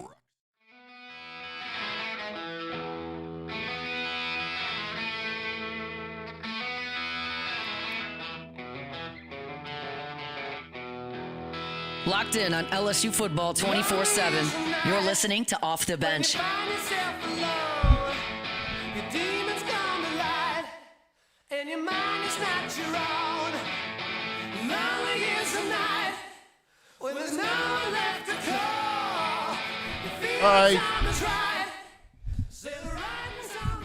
right, welcome back. Did you say hi? No, I said I. Oh. I said like a Nick Saban I. I hate to get Welcome back. Off the bench here. So Jake, I wanted to ask you about something. It's a stat that I started looking up yesterday. In the NFL, and you were a special teams war daddy for a long time. Core four. Like special teams thus far in the NFL through 4 weeks. Is it 4 weeks? Yes. Yeah. Through week 4 in the NFL has made like the biggest impact I remember special teams doing in like a stretch, a 4-game stretch that I remember in a long time. Yeah. And I started looking at, of course we've had like the Saints had a big return against them. There's been returns in different situations. I know like the kickoff rules have really improved the game on the kickoff. Yeah, Cowboys, benefited greatly against the Packers. Yeah, hugely. Yeah, so great returns. But one big thing that is sticking out to me in the special teams world is field goal blocks. Okay. And I started looking up the stats. It popped up Sunday night when the Packers got an extra point blocked. And they returned to the Cowboys game. It's a 3-point difference right there. Yeah. That's a 3-point swing. Yep. So I looked up a stat in 2024, a total of 18 all season, 18 blocked field goals or PATs in 2024. Through 4 weeks in the NFL, 13 blocked field goals or PATs. So my question is this just a fluke? Is this just a random, like, we're just going through a slew of blocks here? Or is this an emergence of different blocking schemes, different blocking technique, taller people? Like, what are we doing? Or are these big-legged kickers that are making 60-plus yards, are they just, like, inherently – in their mind, they're having a hard time controlling the trajectory because, of course, the longer the field goal, the lower the trajectory. We've all played Madden. We've had to put that thing down. That's right. So, like, what? I mean, is this just a fluke? Like, from a War Daddy standpoint, like, that's a shocking number to me. 13 blocked field goals or extra points in the first 4 weeks. And some of them have not been of long distances either. No, they haven't. Oh, extra point. Well, extra point for sure. Like, the extra point now, the extra point is backed up. So I do think there's a more point of emphasis for these special teams coaches to try to go after it a little bit, because before it was automatic. Hell, you could even block it sometimes, and it was such a short distance, it would still go in. Right. Like, even if you got a hand on it. So I think that probably plays into it, and I think that these special teams coaches see an opportunity, and they see an opportunity to try to stop points, get points, and you'll see some unique guys in there on field goal block now too, in some different positions. Really, you see it kind of all levels of football, but I think special teams has certainly been more of a point of emphasis over the last couple of years with all the new rule changes. Because, like, we saw – who did it cost – Tate, you probably know this. You watch the NFL, like, every single game. Which team – was it the Cardinals that didn't kick it inside the landing zone? And so, yeah, it was the Cardinals-Vikings, right? Or Seahawks. Cardinals-Seahawks. So Sam Darnold, I thought Vikings. They didn't kick it inside the landing zone. And so they started the possession on the 40. One completion, field goal, game over. So, like, I think there's a lot of, hey, we've always, air quotes, taken it seriously, because some teams I was on did not. That's why we were first in offense, first in defense, 32nd in special teams, and didn't make the playoffs. But I think now you realize that you can win a game by doing one little thing on special teams. Well, look, you can go back 2 weeks ago, the Eagles versus the Rams.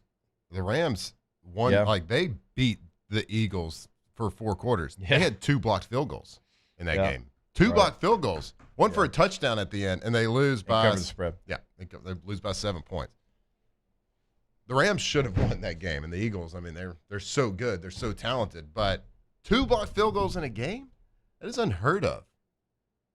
Like the Eagles, like, when you look at the Eagles personnel, though, they really do have, like, the perfect people. They have giants that are athletic that can be right there in the middle. But also remember that Rams kick was low. It was a low kick. It was a low kick, but it wasn't so these long. kickers, like, at least one of them wasn't long. No, it was 37 yards. Yeah. So I think these kickers, to your point, you might have actually found something here. I think because now they're bombing everything, and like a 58-yard field goal is almost automatic now, which is just ludicrous, that maybe they have changed kind of the way they drive the football. It's incredible. Like, you go, there was it Sunday night, the Packers kicker, I think at the end of the half or something. I can't remember when it was. No, it was the end of the game. He kicked, it was like a 47-yard, I mean, whatever, 47, 48, which is like a chip shot these days. I know. I feel like it went over the uprights. Like, it was it would have been good from 80. Right? Like, these guys are just, like, strolling up to the ball and kicking it. I mean, we just had the Bucs kicker he set the outdoor record for longest field goal in NFL history, right? Yeah, Chase McLaughlin, 65. But they were looking at replacing him 2 weeks ago because he missed like 2 40-yarders. Yeah. But then he's out here hitting a 65 the next week. I mean, it's a real weapon. Look, the Chargers kicker, Cam Dicker, he is the most accurate kicker in NFL history. And, like, that is a real weapon that you have that these guys are making. Like, you feel like, Matt, if you get over midfield at this point, you might have points. Like, just get over the line. And so I guess it's like a give or take situation, because forever kickers, I mean, a 50-yard field goal was a long field goal. Yeah. But special teams coordinators, they evaluate everything when it comes to a kicker. I mean, there's a lot of people that can kick a football in the world. There's a lot of people that can punt a football in the world, deep snap a football. They look for, like, little things. And I think one of the things that they always look at is the trajectory. How high can you get the ball fast, right? Yeah. Make it impossible to block it. I'm thinking, and I don't know this, I'm just, from what I see on the field, 13 blocked field goals to date compared to 18 blocked all of last year. Yeah. Like there's The a number's gonna mindset be right now. It's crushed, like if we get to the midfield, we want to have the threat of getting points. And maybe we give up a little trajectory on our – because it's going to be hard to go from kicking a 65-yard field goal to kicking a 30-yard. You got to get it up. So also special teams coaches are realizing, hey, guys, if they get across the midline here, past midfield almost is like we're going to at least attempt to kick, right? I mean, so these special teams coordinators that are also putting together the block, like I think they do realize we got to spend some more time on this. Like we got to come up with something, because in the NFL, you know how it is. It's always like, okay, here's this thing, here's this new thing, and then these other coaches are like, well, we got to stop the new thing. How do we stop? How do we slow down the new thing?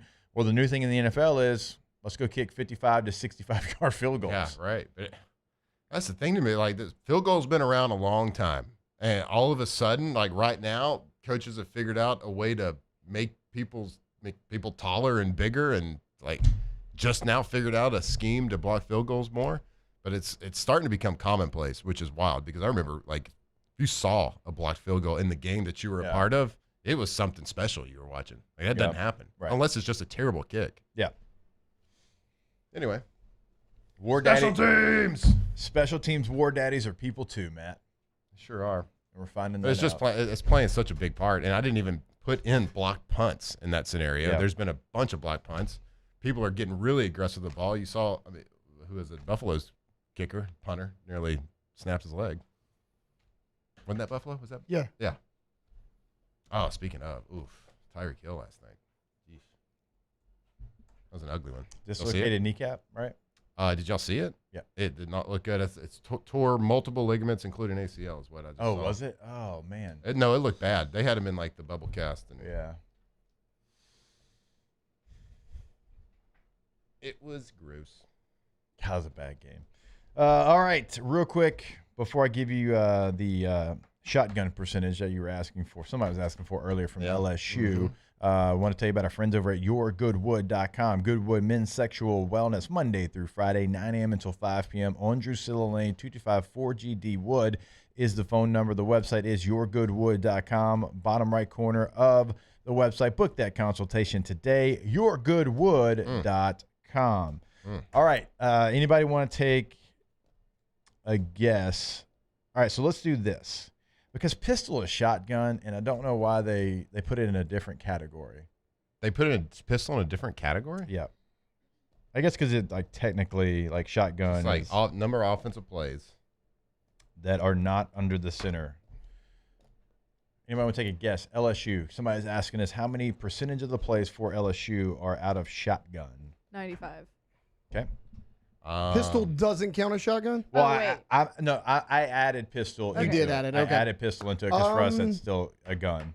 87%. Okay, Matthew. Out of shotgun? Yes, LSU fighting pistol. LSU Tigers. Yes.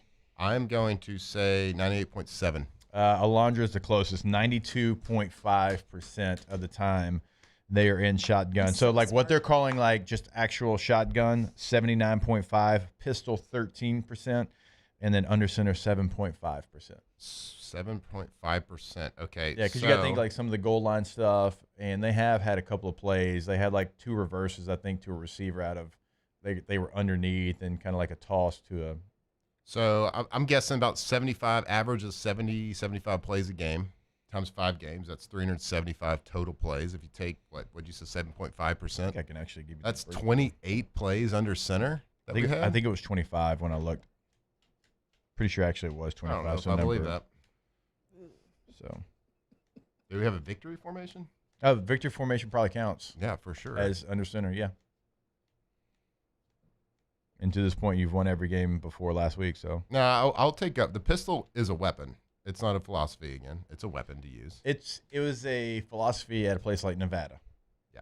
When they had Colin Kaepernick, and that's what they ran. They were the first one to run pistol, and that was there. Like that's for Group of 6 football. Yep. Is their philosophy. And I love you can do some things. Yeah, out of you can. pistol. I love running zone out of pistol. I loved it because it was the same for me. I was still going to be toes at 7. I was going to be open crossover, get the ball, and like it didn't but change anything. You have to. A lot of teams will put the toes for the running back toes at 8 and leave the quarterback the same. If you're going to go pistol, you move your quarterback. I knew up my a yard. limitations. You know, you got to move your quarterback up a yard to 4 instead of 5. Let's probably total 7.5. But that is a weakness. I need to cheat that happy hour. You got a little cheat step. But you can. Hey, you take every advantage you can, run buddy. Power, you can run counter. You can With those run jeans, you got to stretch. get all the advantages you can, No doubt. bud. No question about it. He's on American Eagle. I had to get everything I could. Ew. You can run stretch. The Jinko? They're not ready for that conversation. Jabos, they're not ready for that either. They're not ready. Y'all know anything about Jabos? Yeah, the Jabot jeans. Okay. Yeah. Jinko's kind of made a little comeback, didn't Oh, they did. True. Yeah. True. Which is wild to me because they're awful. I get jeans from one place, and it's Old Navy. I don't know. I'm like a baggy jean girly, so I like the baggy jeans. But like the Jinkos can get a little Old out of Navy, control. like Tay-Tay? Actually, my favorite baggy jeans From are Old from Old Navy? Navy. Old Navy has the best jeans, guys. Do they? I don't know. They're very grungy, and I love them. I think we had this. When was the last time you bought blue jeans? Bought them like with my own money. Yeah. Well, I got some blue. I got some blue Deltas. Like I was here with Hanny. Who are you gonna steal jeans? No, Hanny and I were doing the show, and the guy from Blue Delta, shout out Nick, was in town. He's like, "Hey, do you want me to come measure you for some jeans?" I was like, "Yeah, but I'm on air." He goes, "I'll do it on air." I was like, "Okay, let's do it on air." A little touchy, So we huh? were doing it. He was measuring me for jeans, and that's the last pair of jeans that I got. But before then, He didn't ask you to cough or anything, did he? no, not on air. Gosh, I can't. Decade, at least. At I least haven't had a pair of decade. wearable jeans in a decade, probably. Yeah, nothing against them. I have the same ones that I wear that are I that got old. athletic shorts on. I got some about a month ago, but I mean, y'all know I wear like You wear basically jeans every nothing day. but jeans. Yeah, Yeah, you're a jean wearer. No. Oh, jean wearing ass. Yeah, I Oh, know, like, jean wearing out. Oh, boy. That's me. All right, this is going to go off the rails. Let's take a break. That's fun, More though. OTB when we come back here on this Tuesday. Off the bench. Tuesday. All right, go to gcopnet.com. That's the website for Gulf Coast office products. And we tell you over time, you need a document. You don't need it tomorrow. You don't need it next week. You need it right now. And that's why their locations in New Orleans, in Baton Rouge, in Manville, in Lafayette, they are going to make sure that that is exactly what you get. And so it doesn't really matter what industry you're in. We talk about it all the time. Law firms, schools, universities, banks, hospitals. Like, you still deal with documents on a daily basis. So you want to make sure that you have the latest, the greatest. You want to make sure that you have the greatest customer service as well. And you get that every single time over at gcopnet.com. That's right, Gulf Coast office products. And I can tell you, every day when I get done with this show, I go to my office. And we have an office, we have a printer, we deal with paperwork there. And I also have a factory. We deal with mounds of paperwork. And we got to communicate. So if anything is ever down, it halts our entire business. So do business with a local company that when something happens, you talk to an actual person to help you out. gcopnet.com. When it comes to pipe fabrication, time is money. And at River Parish Contractors, we make every second count. Our 36,000 square foot shop is ready to take on your projects right now. With experienced welders, precise fittings, and fast turnarounds you can trust. Whether it's a single custom spool or a full-scale run, we have the capacity and the skill to keep your job on schedule. Call us or visit rpcontractors.com for your quote. That's rpcontractors.com. In South Louisiana, you can always count on good people coming together to help our children. At Dreams Come True, we grant wishes for Louisiana children with life-threatening illnesses. But to do this, we need funds. That's why we're trying to raise $100,000 for Dreams Come True by giving away the Blessed Children's School. Make your backyard's dream come true while helping our kids. Just go to dreampoolla.com and you can find out how your $25 donation might help win you a Duplessis pool. Family owned and community driven. Service Chevrolet Cadillac, a legacy you can trust since 1972.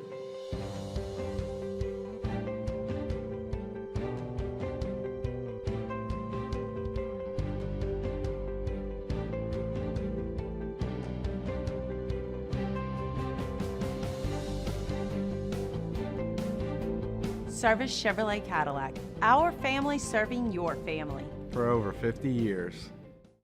At Luba Workers' Comp, our journey began over 30 years ago with a simple belief: our clients come first. At Luba, our business has always been focused on people, not policies. Through every success and challenge, we've continued to grow because we've stayed true to our values, committed to providing you with genuine dependability. Because your well-being is more than a priority. It's our purpose.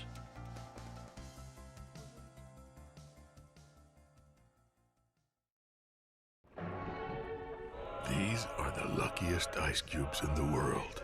They could have been a thankless bed for an all-you-can-eat salad bar. But instead, they've been called upon to cradle and cool a crisp, refreshing Dos Equis. Huh. Looks like the lucky just got luckier. Dos Equis. Man, age is just a number. Don't let it dictate how you feel. Goodwood Men's Sexual Wellness has anti-aging services that can help you look and feel your best. Visit yourgoodwood.com and discover a renewed sense of vitality. Gulf Coast Bank and Trust is giving our customers the power to bank anywhere, anytime during this challenging event. And we're right there with you.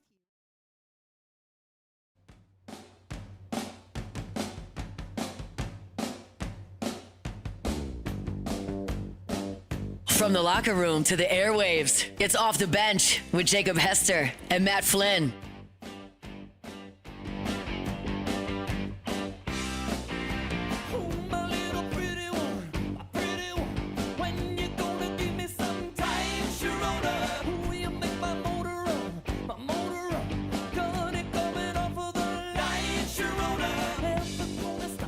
All right, welcome back in OTB here on this Tuesday afternoon. A couple more segments for you before we get out of here. And one of the things that I was just thinking of, because we've had a lot of conversations about how do we get this LSU run game going. And I was like, wait a minute, hold up. I went to practice a couple times, and I remember seeing a lot of Juwan Johnson, who started at running back. And maybe that's the reason, because he had to give a start at running back and play more running back than anticipated. But Tay, you went to camp more than I did. You couldn't go out there, certainly at the beginning of camp, and not see Juwan Johnson take direct snaps. So a lot of people are talking about like adding a quarterback run element to your offense. Like that was something that was early and often when you go to camp. It was every practice. I mean, first drives, like they had a formation where it was actually Malachi Lane, walk-on running back, Caden Durham. They were kind of the two lead blockers for Juwan Johnson. I mean, it was quarterback power straight to him with two running backs as lead blockers. I mean, they did it on the goal line a lot. They would do it inside like the little red zone packages we saw. I mean, we saw that pretty much every single time I was out there. I hadn't seen it once. I mean, I went to 4, 5 practices, and I saw it a ton. I didn't even think about that because, you get in the season, no, that was something they worked on. So I wonder why that has not shown up, why they haven't really maybe given over to at least trying. We're saving it. Y'all shouldn't have said anything. We're saving it. We're setting them up. Got everybody else. Got the rest of the people on our schedule right where we want them. Where? Right where we want them. Just a thought. I mean, I'm kind of Bama Gump. I'm with you. Like I have an idea, run the ball. I'm with you. I'm just things that we saw in camp. That's something we haven't seen. And I know Taylor mentioned it a ton. I know I saw it. You saw it the day that you probably went out there, and just something you hadn't seen. But look, going back to Bama Gump, yeah. Hey, we're going to run 34 zone on 1-on-1. Ready. How many passes did Nuss throw those days when they were working on that a lot? When they were working on it, it was kind of exclusively that. So, like, they did goal line, but what we saw most was, like, lining up at the 10. So, goal to go situations. They ran it a lot. And, I mean, Nuss was a receiver a few times, which that's never going to be a threat to anyone. No offense to Garrett Nussmeier. But, no, I mean, they kind of exclusively did that for a couple of periods. I'd rather go 3 and out in I formation. I'd love to. Just think back in the day, though. Like, let's take a trip down memory lane. 11 years ago, 12 years ago, when our quarterback was lined up in a power formation and he was pointing behind his back for the power 9 toss. And which direction it's going, and like how much we hated it. Dak did that this last game against the Packers. He did it. He got behind his back and pointed which way. But he didn't do it 38 times a game. I didn't say that. I just said he did it. Oh, there's a thing called a balance of what we're talking about. Like when I watched the Buffalo Bills, they were in gun here, under center there, a little run here, a little pass there. Yep. So I was just wondering if it was like one of those practices where Garrett didn't throw it a lot. Yeah, 2 points from the torso injury And I that we didn't wonder know why that he had. There was a lot of practices like that, Matt. I know. I mean, that's there was. like weird. It's like there's something wrong. There's a pitch count because quarterbacks are on those all the time. Everything's fine. Everything's fine, guys. I feel like I'm getting gaslit. Kind of right where we want them. I also think it's convenient that the scrimmage the media was allowed to go to in Tiger Stadium, Nussmeier did not throw a pass. But don't worry, Kelly said the scrimmage that was closed to the media the week before, Garrett was a full participant. So, not to worry. There we go. Is there a conspiracy afoot? So we're good. Well, let's. Here. You want to hear some facts though? We got one loss. Most people predicted to be 10-2. So we only got one right now. A lot of season left. You got a mulligan? Don't need one. No, I'm saying, but you can use it if you said 10-2. Yep. Still got one more. You still got one more to give. Still make the playoffs. I'm feeling good. Those are just facts. We're giving a lot of opinions today. Yeah. You want facts? We just got one loss. It's very true. It's very true. We're going to make the playoffs, make a run. Garrett Torso will be healed up by them. You heard it here first. Heard it here first. Right. I would have him do absolutely nothing these next 5 days. Garrett, don't even work out, bud. Oh, no. No. Nope. All right, we'll take our last break, put a bow on this show when we come back here live from the Raising Cane studio. Off the bench. All right, go to getgordon.com, get Gordon, and get it done. Always remember, it is your area code in Louisiana. Anywhere in Louisiana, Matt. Cities like? What? Cities like? New Roads. Thank you. Alondra, cities like? Grand Isle. Thank you. Tay-Tay? Pitkin. Exactly. Everywhere we just said, it is that hello. area code followed by 888-8888. It's throughout the state of Louisiana. Get Gordon and get it done. Gordon McKerney. Sorry. Gordon McKerney, injury attorneys. That's what I was going to say. All right, look, it happens. All right, words. All right.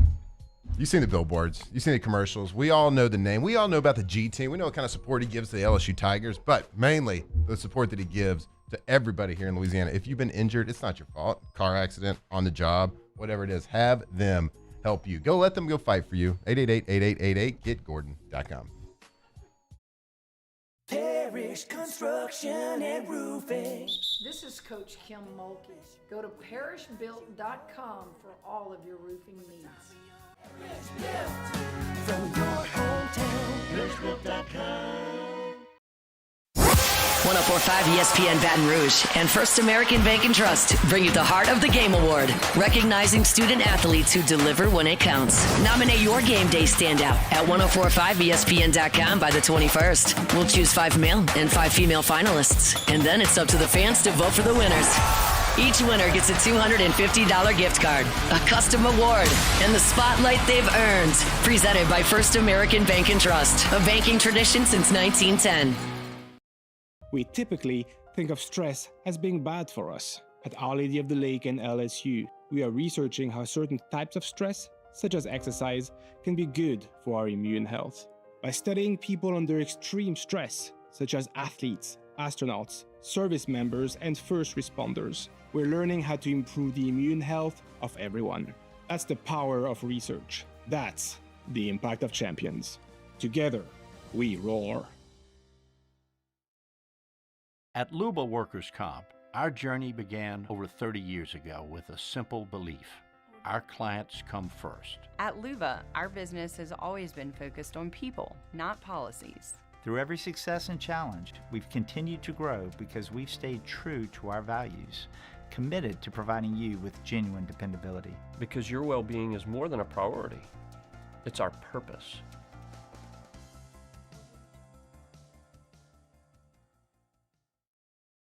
Breck teamed up to reimagine your parks, and you imagined big. With your help, we went to work, creating 12 beautiful community parks across the parish. A family-sized water park, miles and miles of trails, and parks just for your dogs.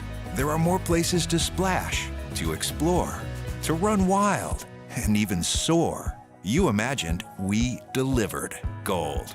Breck, your #1 park system in the nation.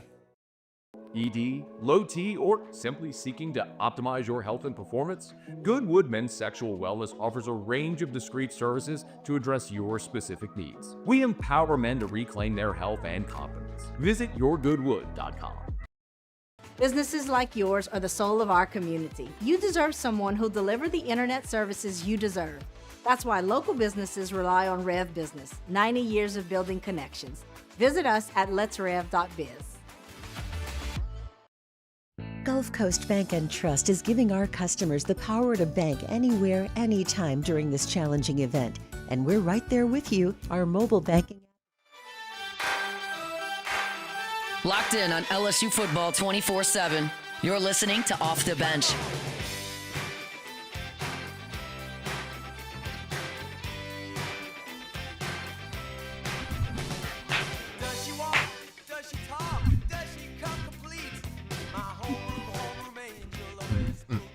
I gotta tell you, Tuesdays might be becoming like one of my favorite days because of the music.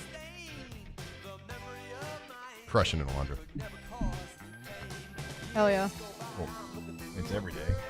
Go to centralplumbing.org, 225-925-8552. Not only in emergencies, but they certainly can be there in that emergency. 365 weekend, holiday, game day, does not matter. 225-925-8552 and always online. And not only in Central either, though. The greater Baton Rouge area, we are talking to you. Centralplumbing.org is the website. Hey, why were y'all laughing when I was talking about how good Gordon McKernan is?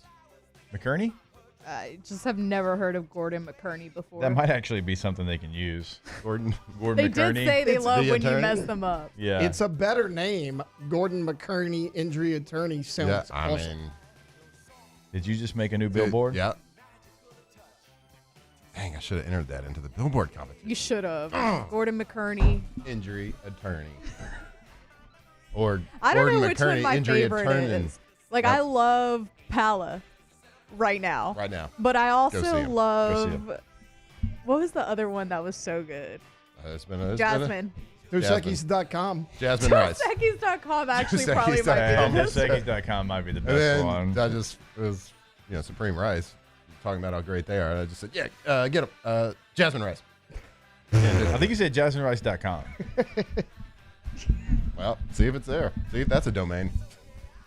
If not, get it. I bet it is. I bet it's already taken. You sent people to the wrong website. Pala. Right now. Go see him. Pala. Right now. Go see him. What? Where are we seeing him at? I didn't know we had to meet up. Talking about the So good. industrial construction company? Yeah. Which site am I going to? Go see him. But hard hat on. Ocean. All right. We love you. We appreciate you. We'll show. certainly Good see Tuesday. you Have a great tomorrow. Tuesday. Same time, same place. And until then, enjoy the rest of your day. Off the bench. Businesses like yours are the soul of our community. You deserve someone who'll deliver the internet services you deserve. That's why local businesses rely on Rev Business, 90 years of building connections. Visit us at letsrev.biz. Looking for cleaner energy? Propane is energy for everyone. Propane water heaters are very cost efficient, and the savings are even greater with a tankless propane water heater. We all know that Louisiana propane is a safe and environmentally friendly fuel. So why not go green while you save some green? I'm Miss Louisiana, Gabrielle McLeod, and for more information, visit louisianapropane.com.